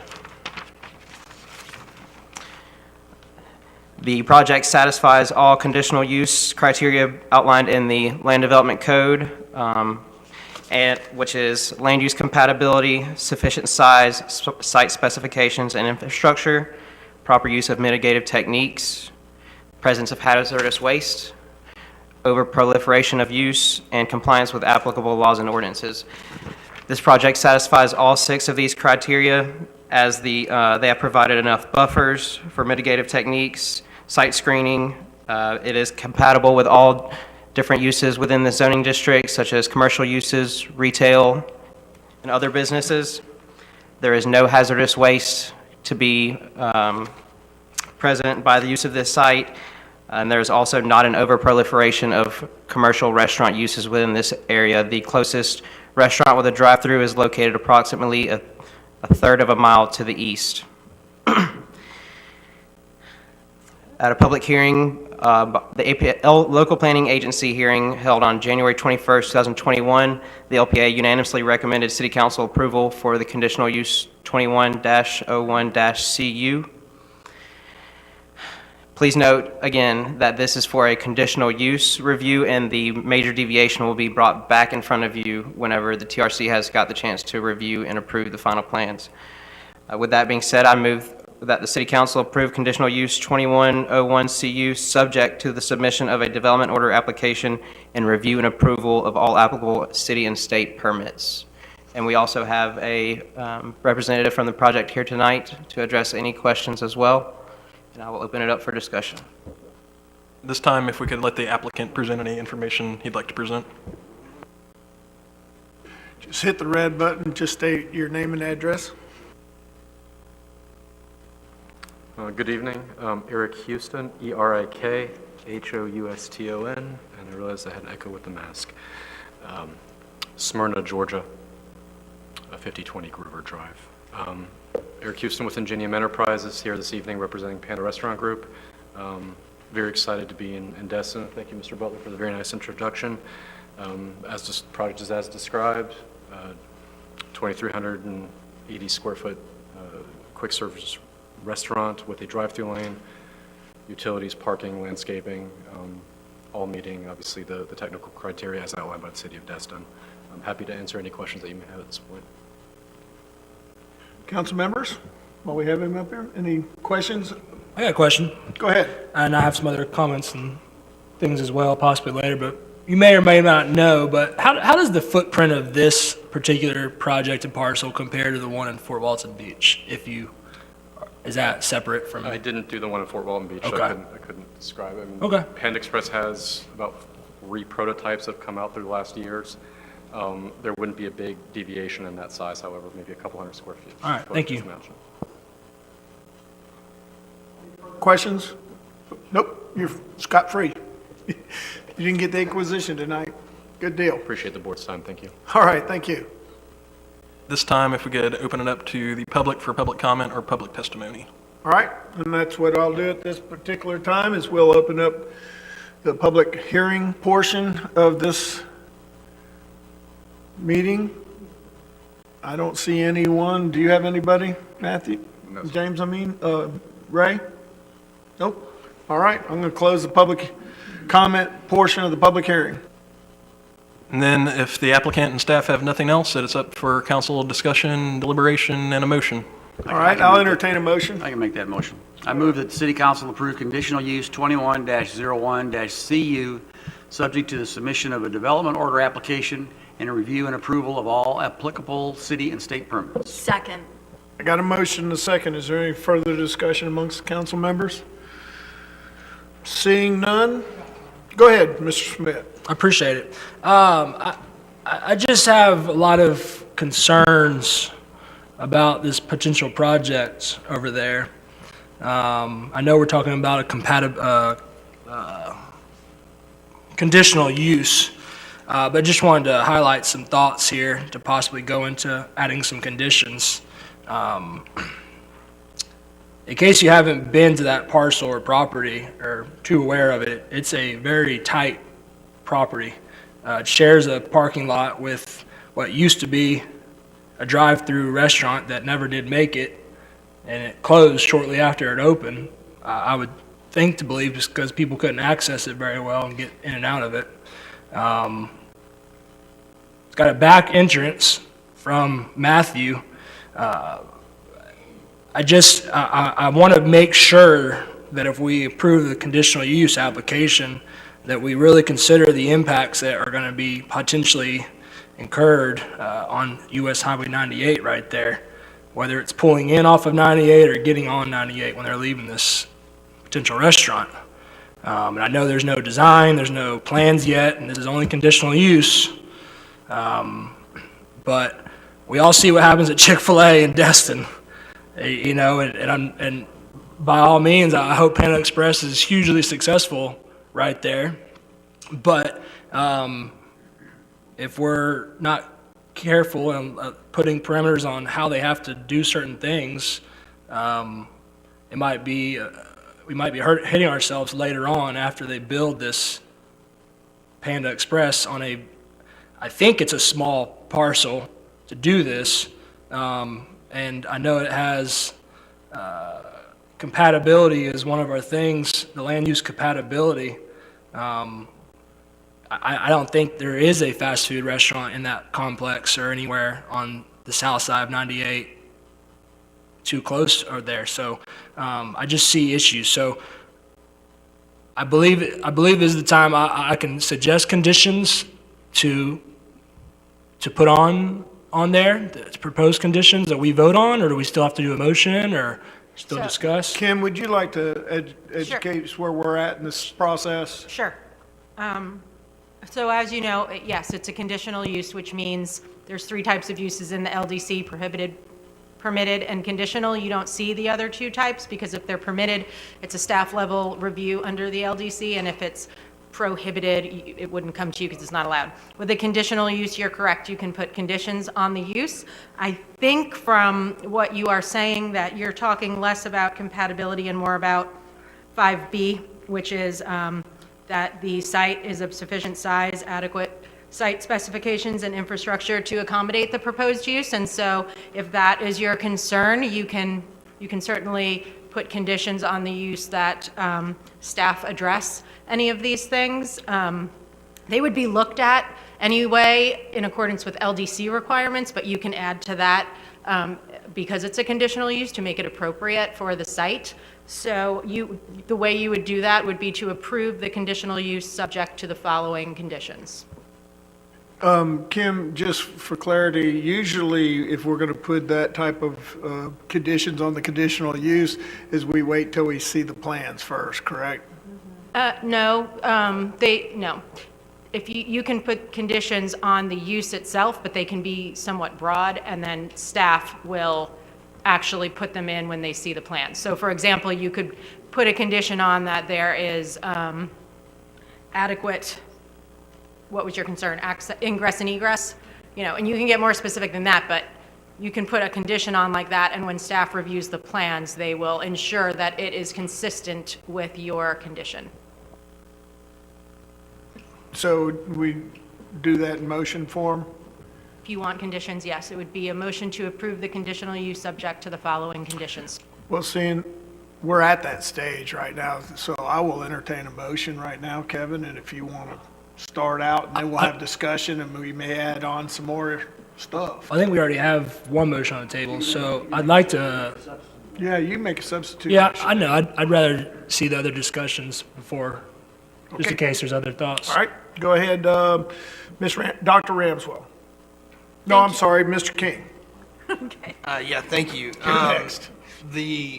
I was just gonna bring up something that Kevin said.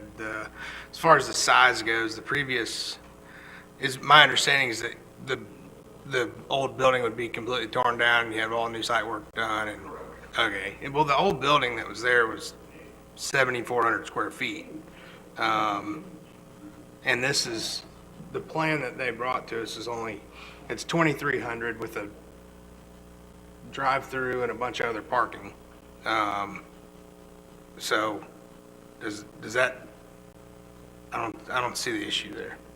And let me add I'm sorry to interrupt, but to the mayor's point, it is going to come back to you again with a site plan. So if you're not comfortable with conditions at this point, then you can wait for the site plan and do it at that time as well. My point is you can do it either way.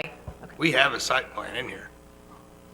No, it's the one you have is not substantive enough. This is just a preliminary site. Yeah, okay. Ramswell. Thank you, Mayor. So in looking at this, is it going to require a curb cut? Is there already an existing curb cut out onto 98? I'm trying to look at it and interpret. Should I have the builder come? Okay. Yeah, if you would come to the mic, because it has to be on the record, sir. Thank you. Now you're going to get some questions.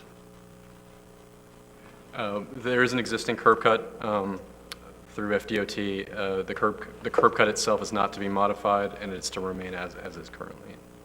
And is it, I'm looking at an image where there's almost like it looks like a wall that goes straight from the building towards 98.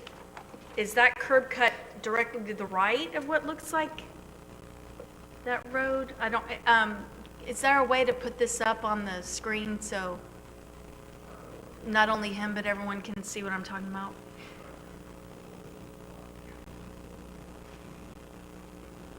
And this is page 170 in our iPads, if that helps, council, that I was looking at.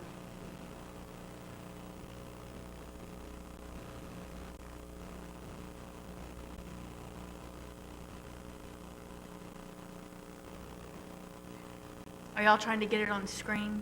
Okay, I just want to make sure I wasn't just sitting here. Technology.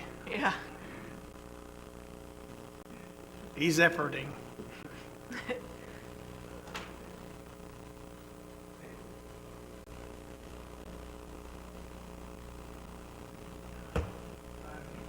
Trying to get the Google 3D Street View. Got it? Okay. It's downloading to the packets. Oh, yes. I did that this afternoon on my computer, and it took a good almost 5 minutes, and I got All right, well, we don't want to keep him here for 5 minutes. Yeah, if somebody else. No, that's okay. You can't anticipate everything. Can you get it we're on gonna the ask. screen? Okay. Sorry for the awkwardness No, there. and if somebody else has a question that, If you had any other concerns. Hey, Kevin, do you have any other concerns while we have him up? Okay.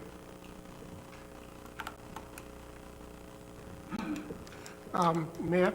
Go ahead, sir. So whilst we're waiting, it's important to note that what we are currently seeing from them is very preliminary. It's going to go through a thorough review by our technical review committee, so a lot of things could change as far as the site is concerned. What you're looking at tonight to review is whether you want a restaurant at that location. Whether it will actually operate, that's something we're going to have to go through the review process and determine.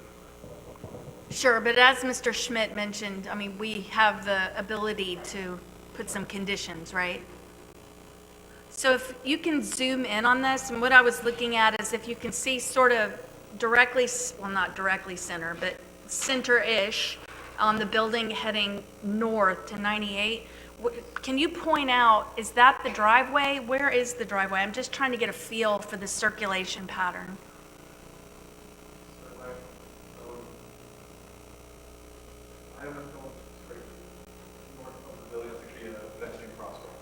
Oh, okay.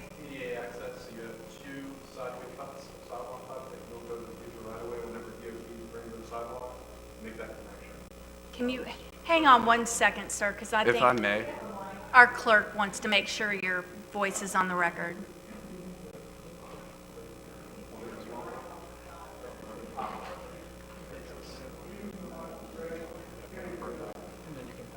Here we go. Thank you. Thank this you, is much everyone. easier. This thing.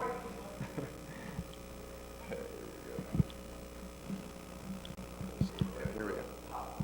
There we go. All right, so your question was about this item right here? Where's the drive-through driveway in window's right relation to that? So people will actually enter and exit on the east side of the restaurant to go north to hit 98. Is that what you're saying? You come in, this site actually is fortunate enough to actually have multiple points of access. So you have 98 here, a cross access in the front and then also in the rear. So coming through to the drive-through, you'll either enter here, you'll stack up, you'll order, that's your order confirmation board right here, and then here's the pickup window here. Leaving, similarly, you have several options, back to 98, through, or out the back. So the backing up of traffic would be into your own parking lot, worst case scenario? Correct, and actually to Councilman Schmidt's point, I mean, an Atlanta-based chicken was mentioned. Unfortunately, it's just not the same volume. Everybody wants to compare it to that. Don't underestimate the lovers of bento boxes and things like that. We all love it,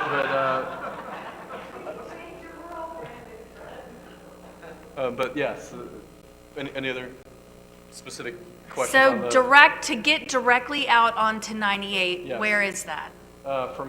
From here, from this drive-through window, I'm just coming out, making a left and then a right and out. Okay, so it's where there's no that- access to the left. If I Okay, want to so make a- it's to the left of like that number 2, where the curvy. Right, thing- this is Okay. the existing curb cut right here. Okay, that's And- what I was trying to figure out, Yes, sir. ma'am.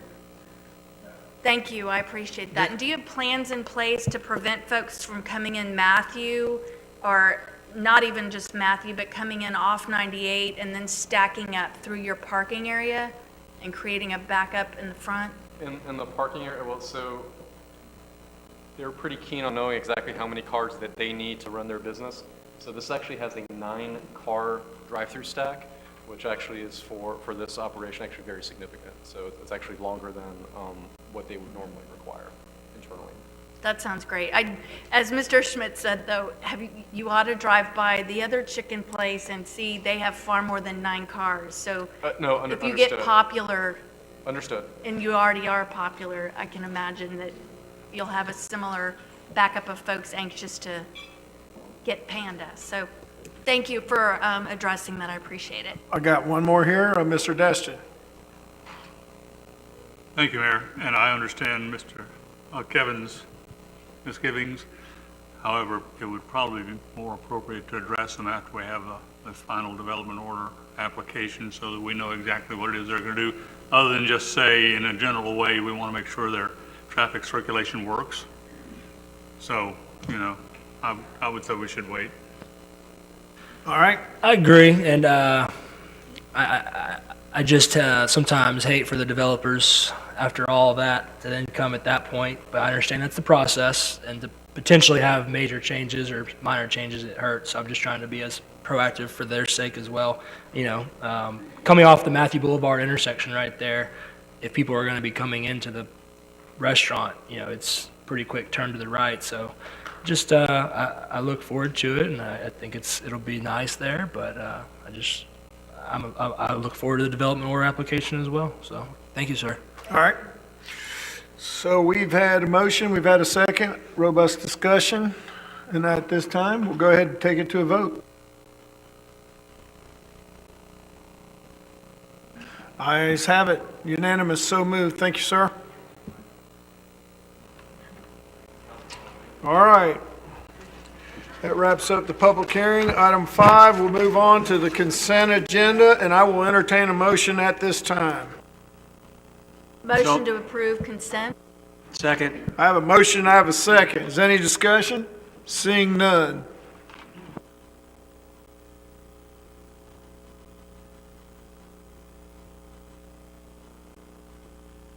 Vote is unanimous. Ayes have it, so moved. All right, Mr. Braden is not here today. Dr. Ramswell, you had two things, I guess. You want to take the waterways issue up first? Sure, absolutely, that's fine with me. So, as the whole council is aware, we did get that email talking about the waterway committee that they're going to try to put together. And so I wanted to be sure and bring that up tonight and see how people felt about it and how we wanted to proceed, if it's something to discuss. I do know that Mr. Braden was interested in that, and I now understand several other folks are as well. So not sure if you guys want to actually put it on a future agenda or how we want to handle it, but I think it's something important for us to try to decide and get somebody appointed to for discussions. Yeah, I think they plan on meeting fairly soon, so I think tonight would be appropriate.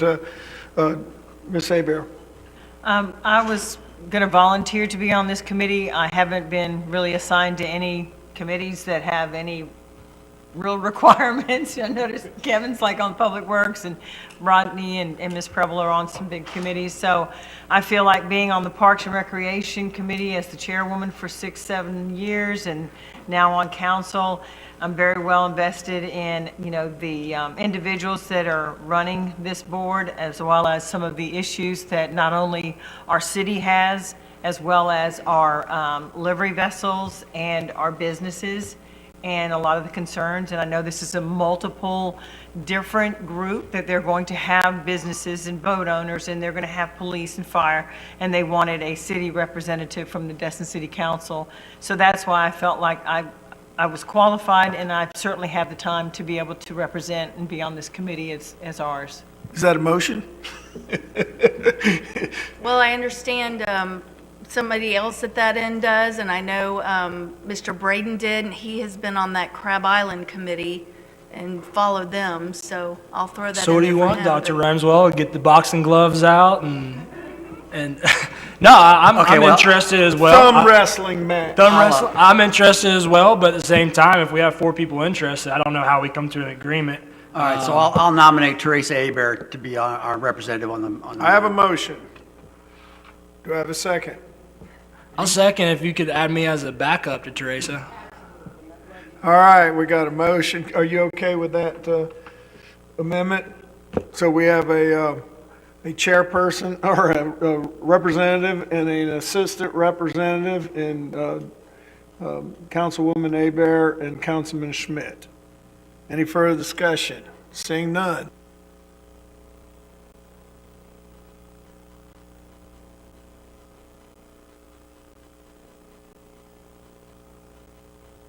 Ayes have it, so moved. Dr. Ramswell.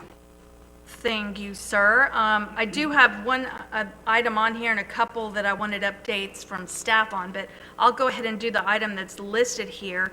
At the Harbor CRA meeting last week, Ms. Best, who is here this evening, actually brought up a motion, and it passed unanimously. And her motion was actually to, and I'm going to find it so that I can actually read it to you all.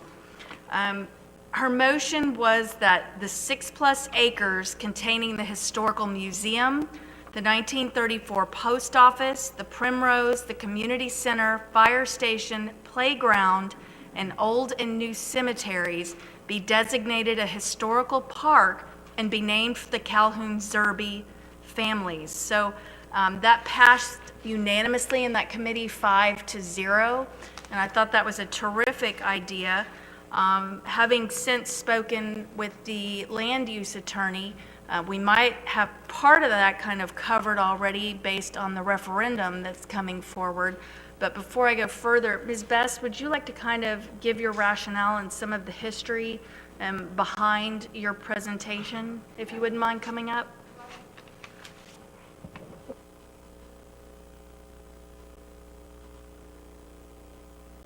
It's Jan Ogle Best, and I'm at 504 Norego on Holiday Isle.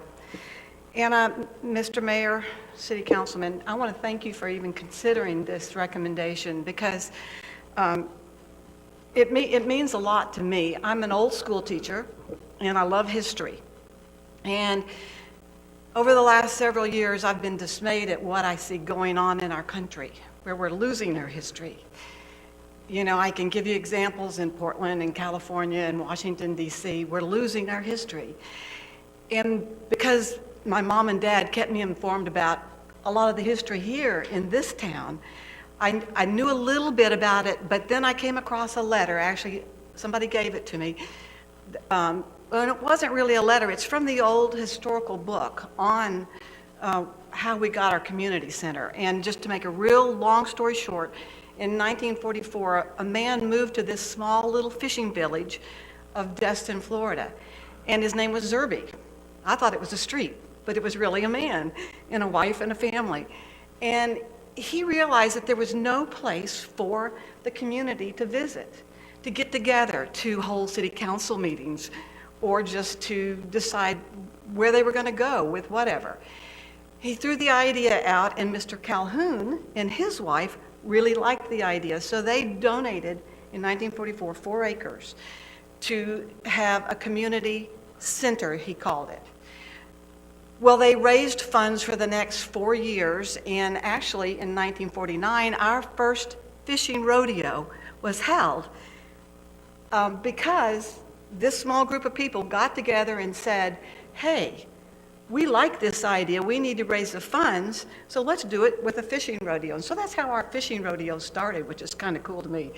You know, there's probably just picnic tables and that kind of thing in that area. Because it was gaining momentum, Mr. Calhoun gave another 2 acres.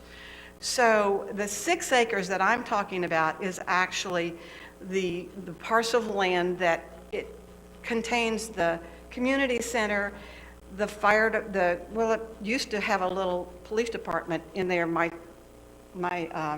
sister-in-law worked there for a long time, and then the fire department, and then the 2 cemeteries.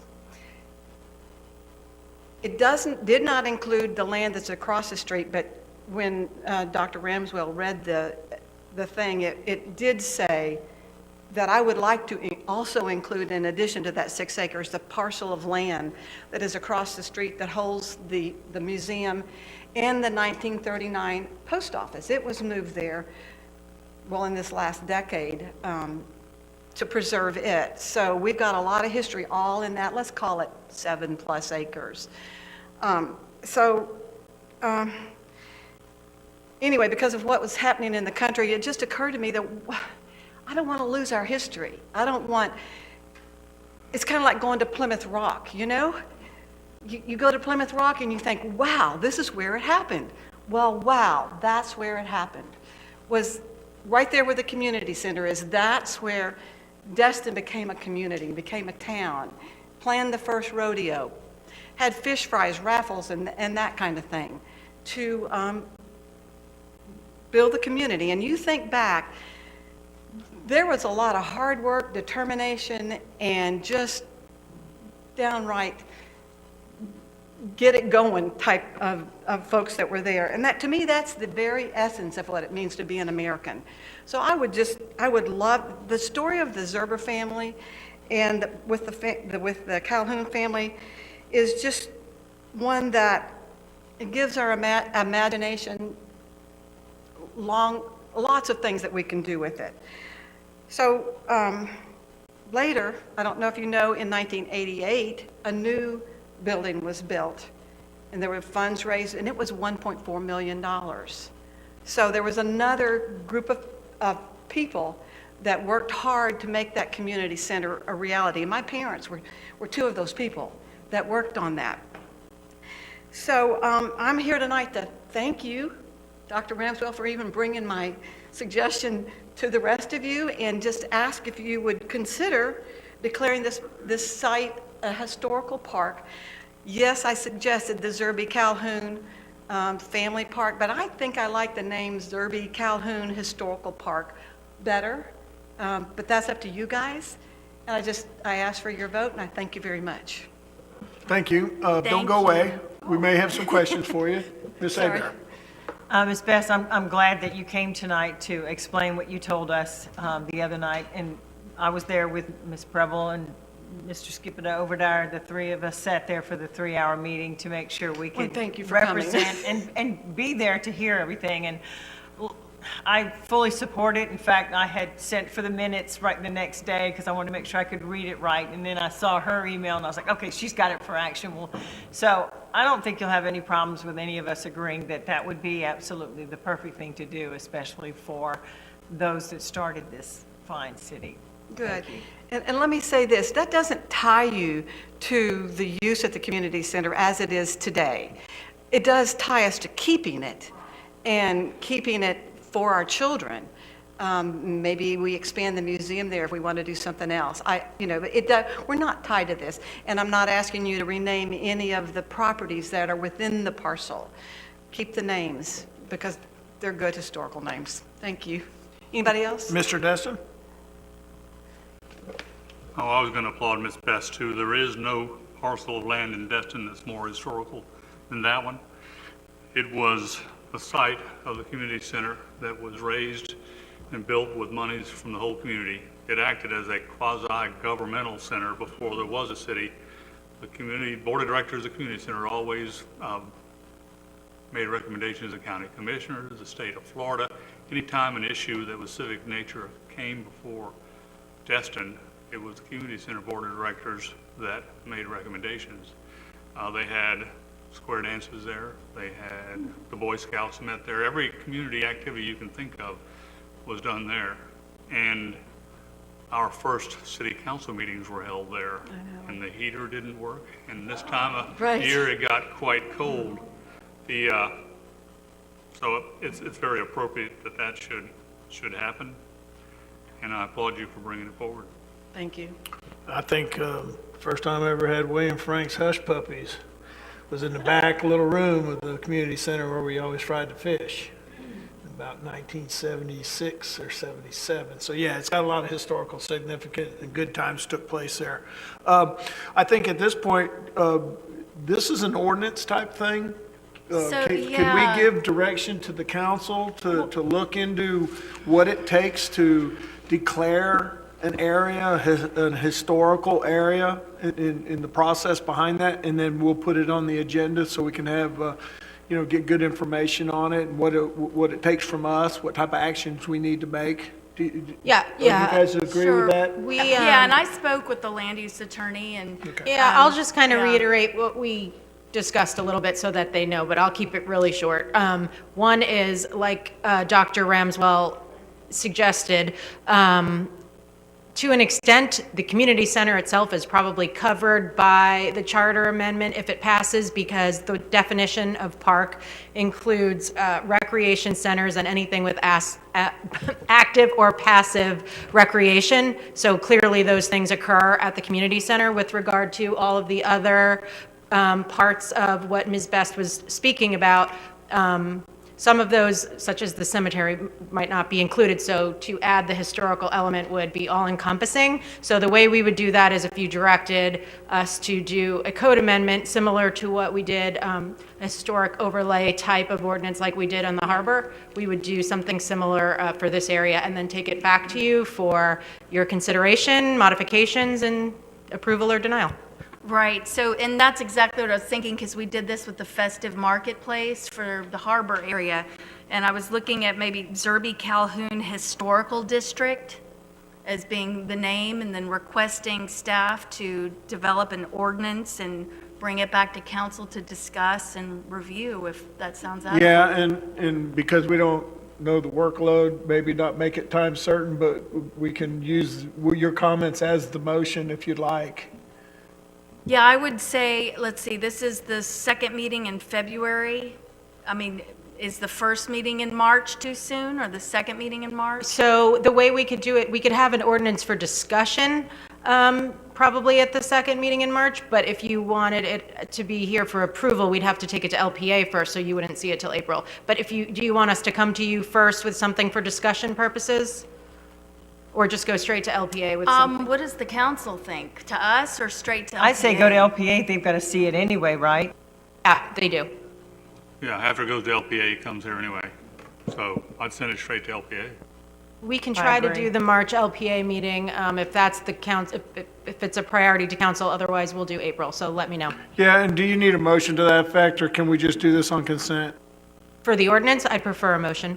Okay. So I'll make the motion then for staff to develop a Zerby Calhoun Historical District overlay to send to the LPA for review by the second meeting in March. I'll second that. Got a motion, got a second. Any further discussion? Seeing none. Ayes have it, so moved. Terrific. I think this is a wonderful thing. Like Mr. Destin said, and he would know, there's no real historical district set up here, and I think the museum would be on board. They're trying to do some great things along that same line, so it all works really well hand in hand. And I'll just add, we'll take it to the harbor board again probably after LPA, just for their review and thoughts as well, if that's okay with you. Okay. Perfect, thank you. Okay, so the other two things I had on here, one is a beach update. I know, Mr. Warren, at our last meeting, you were talking about a meeting with the county and the beach cleaning and raking. Can you report back so that we all sort of know the status of that? Absolutely, I'd be happy to. Thank you, Dr. Ramswell. We have met with the county twice since the last meeting. Our last meeting was last week, and we had our code compliance manager, as well as the city manager, our recreation director, and then also county parks and beach staff from the county, as well as the county deputy administrator. We discussed, the county discussed that they had purchased some additional equipment and is managing their staffing levels for this upcoming season. They also are working with us to create a formal cleaning and trash pickup schedule with the intent of bringing that as a memorandum of understanding to council for consideration. The issue, we also have been working on issues on the beach that do inhibit cleaning at times. Some of those include structures, chair setup, timing of the turtle watch, as well as even holes on the beach, people digging in the sand. We've also been working on vendor relations, working on that issue, and we've also been, after last year, discussing what happens after a storm comes through and the cleanup subsequent to those storms and how that should be handled. And we have also been securing additional accesses for county staff and equipment to access the beach, which obviously that should help them being able to get to easier access to the beach to be able to do their job. The county has clearly been putting a lot of thought and effort into this over the last 2 weeks as we've been talking with them. And again, our intent is to bring back an MOU with a schedule of beach cleaning and trash pickup for consideration to council, and that would be in the March I don't know if we can make it at the very next meeting, but in March, we'd like to bring that back for council consideration. Thank you for that. And just as a reminder, I mean, obviously, we're getting ready to hit spring break season, and time is of the essence, so I appreciate that. Thank you. Dr. Ramsdale, may I ask a question? Was there any feedback when you kind of gave them the stern, what we expect for 5 or 6 or 7 days of cleanup this coming season? The county took the RFP that we gave them with that original schedule in there, and it was clear that they took that very seriously. And they have been looking at that, and I'll say again, it is clear that they are putting a lot of thought and effort into this. I don't want to speak for Lance or Lisa, but that has been my impression through this. While we have you on the hook here, Webb, we had talked about the safety zone ordinance. Ms. Kopp, could you kind of weigh in on where we're at with that and how that plays into with some of the negotiation that Webb's had with the county? Sure. It's kind of separate from what Webb's doing. However, we are working on it. We're having a meeting with the attorney for the fire district and several property owners on Monday at 4 o'clock.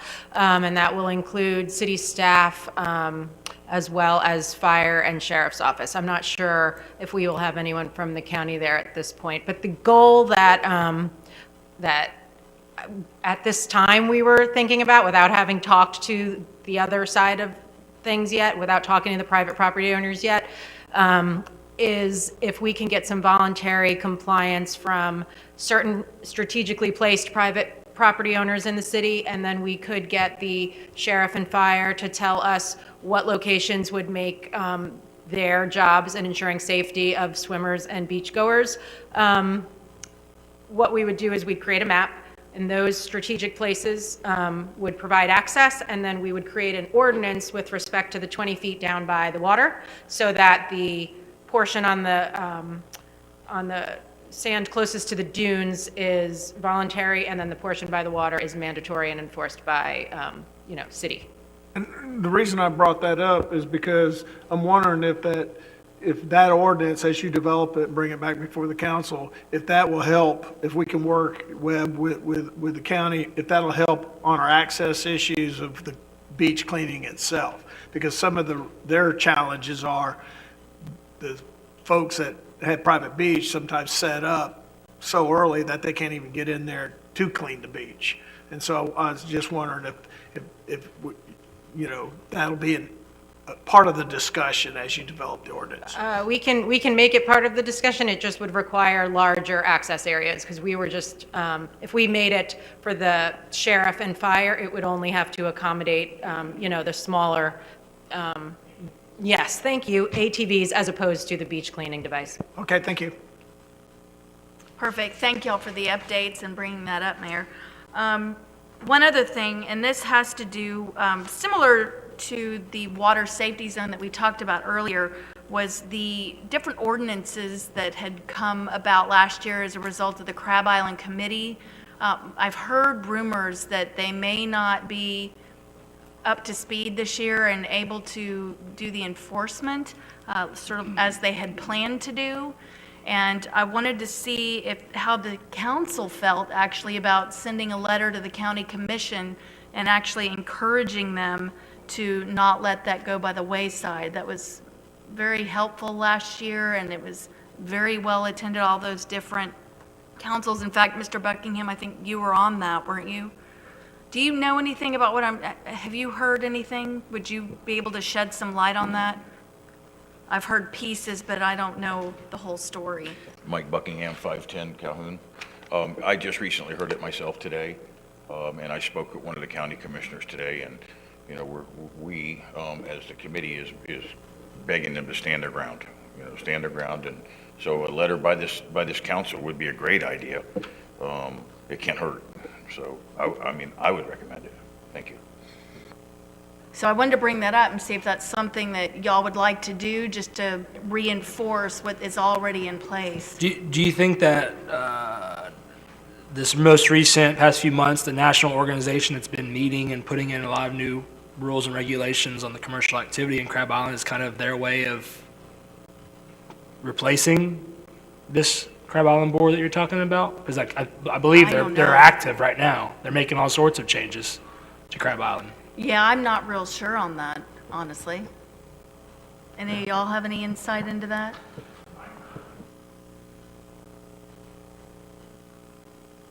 I did hear that, I think his name was Mr. Arnold, the gentleman that we had been working with for the last couple of years, that he just retired and they hired somebody new, so that's most likely what the holdup's going to be. Thank you. What would be the content of the letter, do you think? What's your recommendation?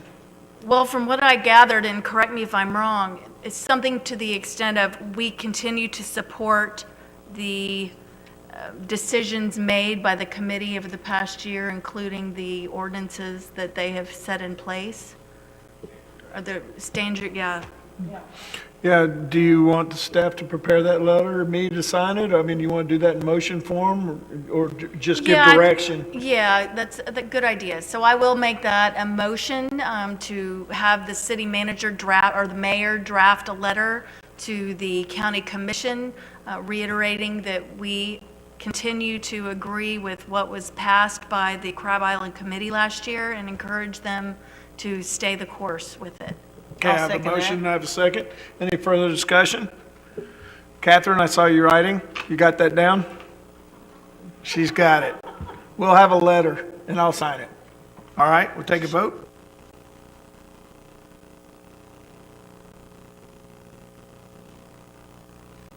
Ayes have it, so moved. And then my last thing is just giving y'all an update on Destin High School. We did close on the property, so the property 4325 Commons Drive West is now officially Destin High School. We will be accepting 9th, 10th, and 11th grade for next year.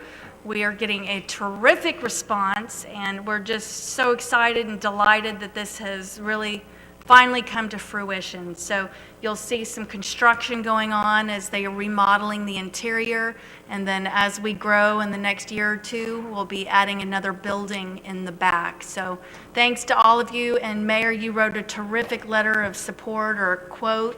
That was wonderful and much appreciated. Thank you for that.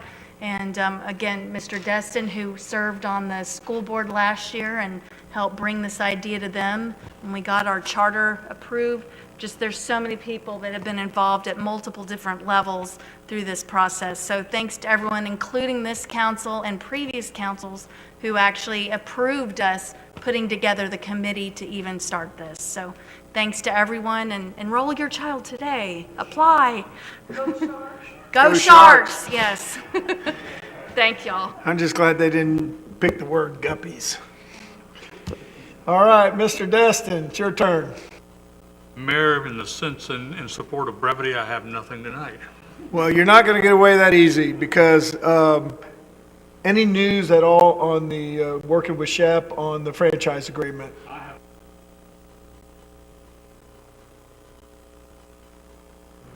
I have not spoken to him, but it's on my list for tomorrow. I don't know if the city attorney has.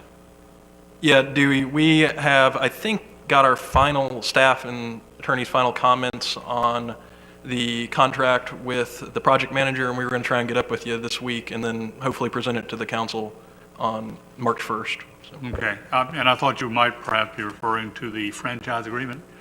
Have you heard anything more on that one?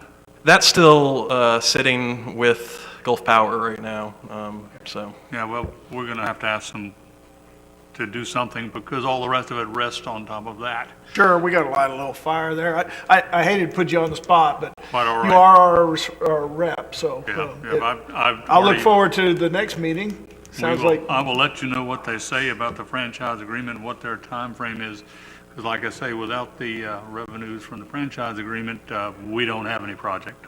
that's correct. Thank you. All right, Mr. Overdeer. Nothing tonight, Mr. Mayor. Thank you. Ms. Abear. Real briefly, I wanted to commend Michael Burgess' team. I saw them over there this week working on the Main Street sidewalk construction, and I know with the weather the last couple of weeks it's been extremely painful. And so I've let people that have asked me that you can't control the weather, and that does make a difference when you're putting down groundwork and concrete. So thanks for your diligence on that. Thank you, ma'am. Mr. King. Nothing tonight. Mr. Schmidt? Thank you, sir. Just two quick things. First, wanted to thank Ms. Beth again for coming, and I wanted to also highlight the importance of our committees and boards that we appoint people to, because just like you just did, from that committee has now come here for possible major change, and that's the importance of those committees and boards that we have. So thank you, and for anybody that's listening, that's why you should be involved. Number two, I wanted to commend the Parks and Rec, Lisa and her team at the community center. They just finished Destin basketball league for the youth, and there was definitely some changes, COVID and all that safety stuff and all sorts of things, but I was a coach and participant, and I saw many happy people that were very thrilled that we were able to have the league, and Brian and the team and all of them did a fantastic job of the whole thing. So thank y'all. Thank the whole team for me, please. That's it, sir. Hey, and thank you for getting soccer started back up. Everybody I've talked to is so glad to see that they're going to get it. You know, today started the enrollment, correct? Kudos, thank you. And I agree with Kevin, thank you. Thank you. Tonight, I have nothing other than the fact I just want to give you a heads up that I've got a competing pre-engagement the night of the first meeting of the capacity study group that I really wanted to attend. So if anybody wants to step in my place and see that very first meeting of our committee, that'd be, yes, Dewey. Appreciate it. You're his wingman. Sorry about that, but I got to go to Orange Beach, Alabama and do my paying job that evening, unfortunately, but I'm going to attend the other ones. All right, and that's all I got. Land use attorney. Nothing tonight, thank you. And city attorney. Nothing from me. This is our last opportunity for public comment. Bring it up. Come on up, sir. You know the drill. Evening, Council. John Stevens. I'll make it quick. It's more or less in regards to the missing kayaker that happened recently. And I saw how on Facebook they were asking like for businesses to provide like video and stuff like that of where it could have happened. So I'm just kind of thinking out loud, is there a way on the Compass software to where we can actually have like another option to where we can actually maybe ask for a questionnaire of, do you have outside cameras or something like that, and then it's something to where the city can refer to it quickly and get feedback to whoever. You're talking about the kayaker that's missing. Correct. His family said anyone that has a beach waterfront facing camera. Correct. So I don't know if there's something in there whenever we apply for our BTRs or something like that, to where it could just be like a simple questionnaire where we can ask questions like that, and that way we have the data to get the info quicker. Because, I had a camera and I didn't know about it until someone told me, and so just trying to bring up an idea. That's a great idea. I mean, we could even make that into some sort of like a forum or a group or something maybe that, like Destin reach Camp. out. Yeah. That's something maybe we can have our IT department look into in addition. In fact, And with Catherine. it could be a question, just a question that is on all BTRs. Just, if nothing else, to give a resource to law enforcement, a quick reference where they don't have to walk around, knock on doors and look for cameras. They'll have it at their fingertips. I think it's a great idea. Thank you. Okay, that's all I got. Yeah, something like, would you be willing to participate in the event of an emergency to share camera footage or? Well, they do that with Ring. something If in you're that nature? on the Ring doorbell service, immediately, if there's been a break-in like down on Bayou Boulevard, it popped up in your neighborhood, 4 a.m., there was an attempted car break-in. Wow. So that to me was pretty important because that was only a mile down the street. But that to me is also a way we could, I'm sure the IT guys are clever enough to figure out how to make that on our website. Hey, you got some info and got a camera? Yeah, a resource to tap. Yes, ma'am. We're listening. All righty then. Anyone else want to come up for public testimony tonight? Mayor, Yes. Mayor, I'd like to just say to Ms. Jan, thank you very much for all that work. Of course, community center is pretty dear to me, and I do want to let you know that inside the community center, I was able to get my hands on that sign that Councilman Dewey probably remembers. On the outside, it says, council meeting, first Monday, fourth Monday of the month. That's how they got the word out. And so that's hanging on the wall at the community center, along with the old community center, a little verbiage about the community center. And so, anyway, that touches my heart. Thank you very much. Thank you very much, Ms. Firth. Is anybody queued up on the webinar? Nope. No, sir. No comments? Seeing none, I'm going to go ahead and adjourn this meeting.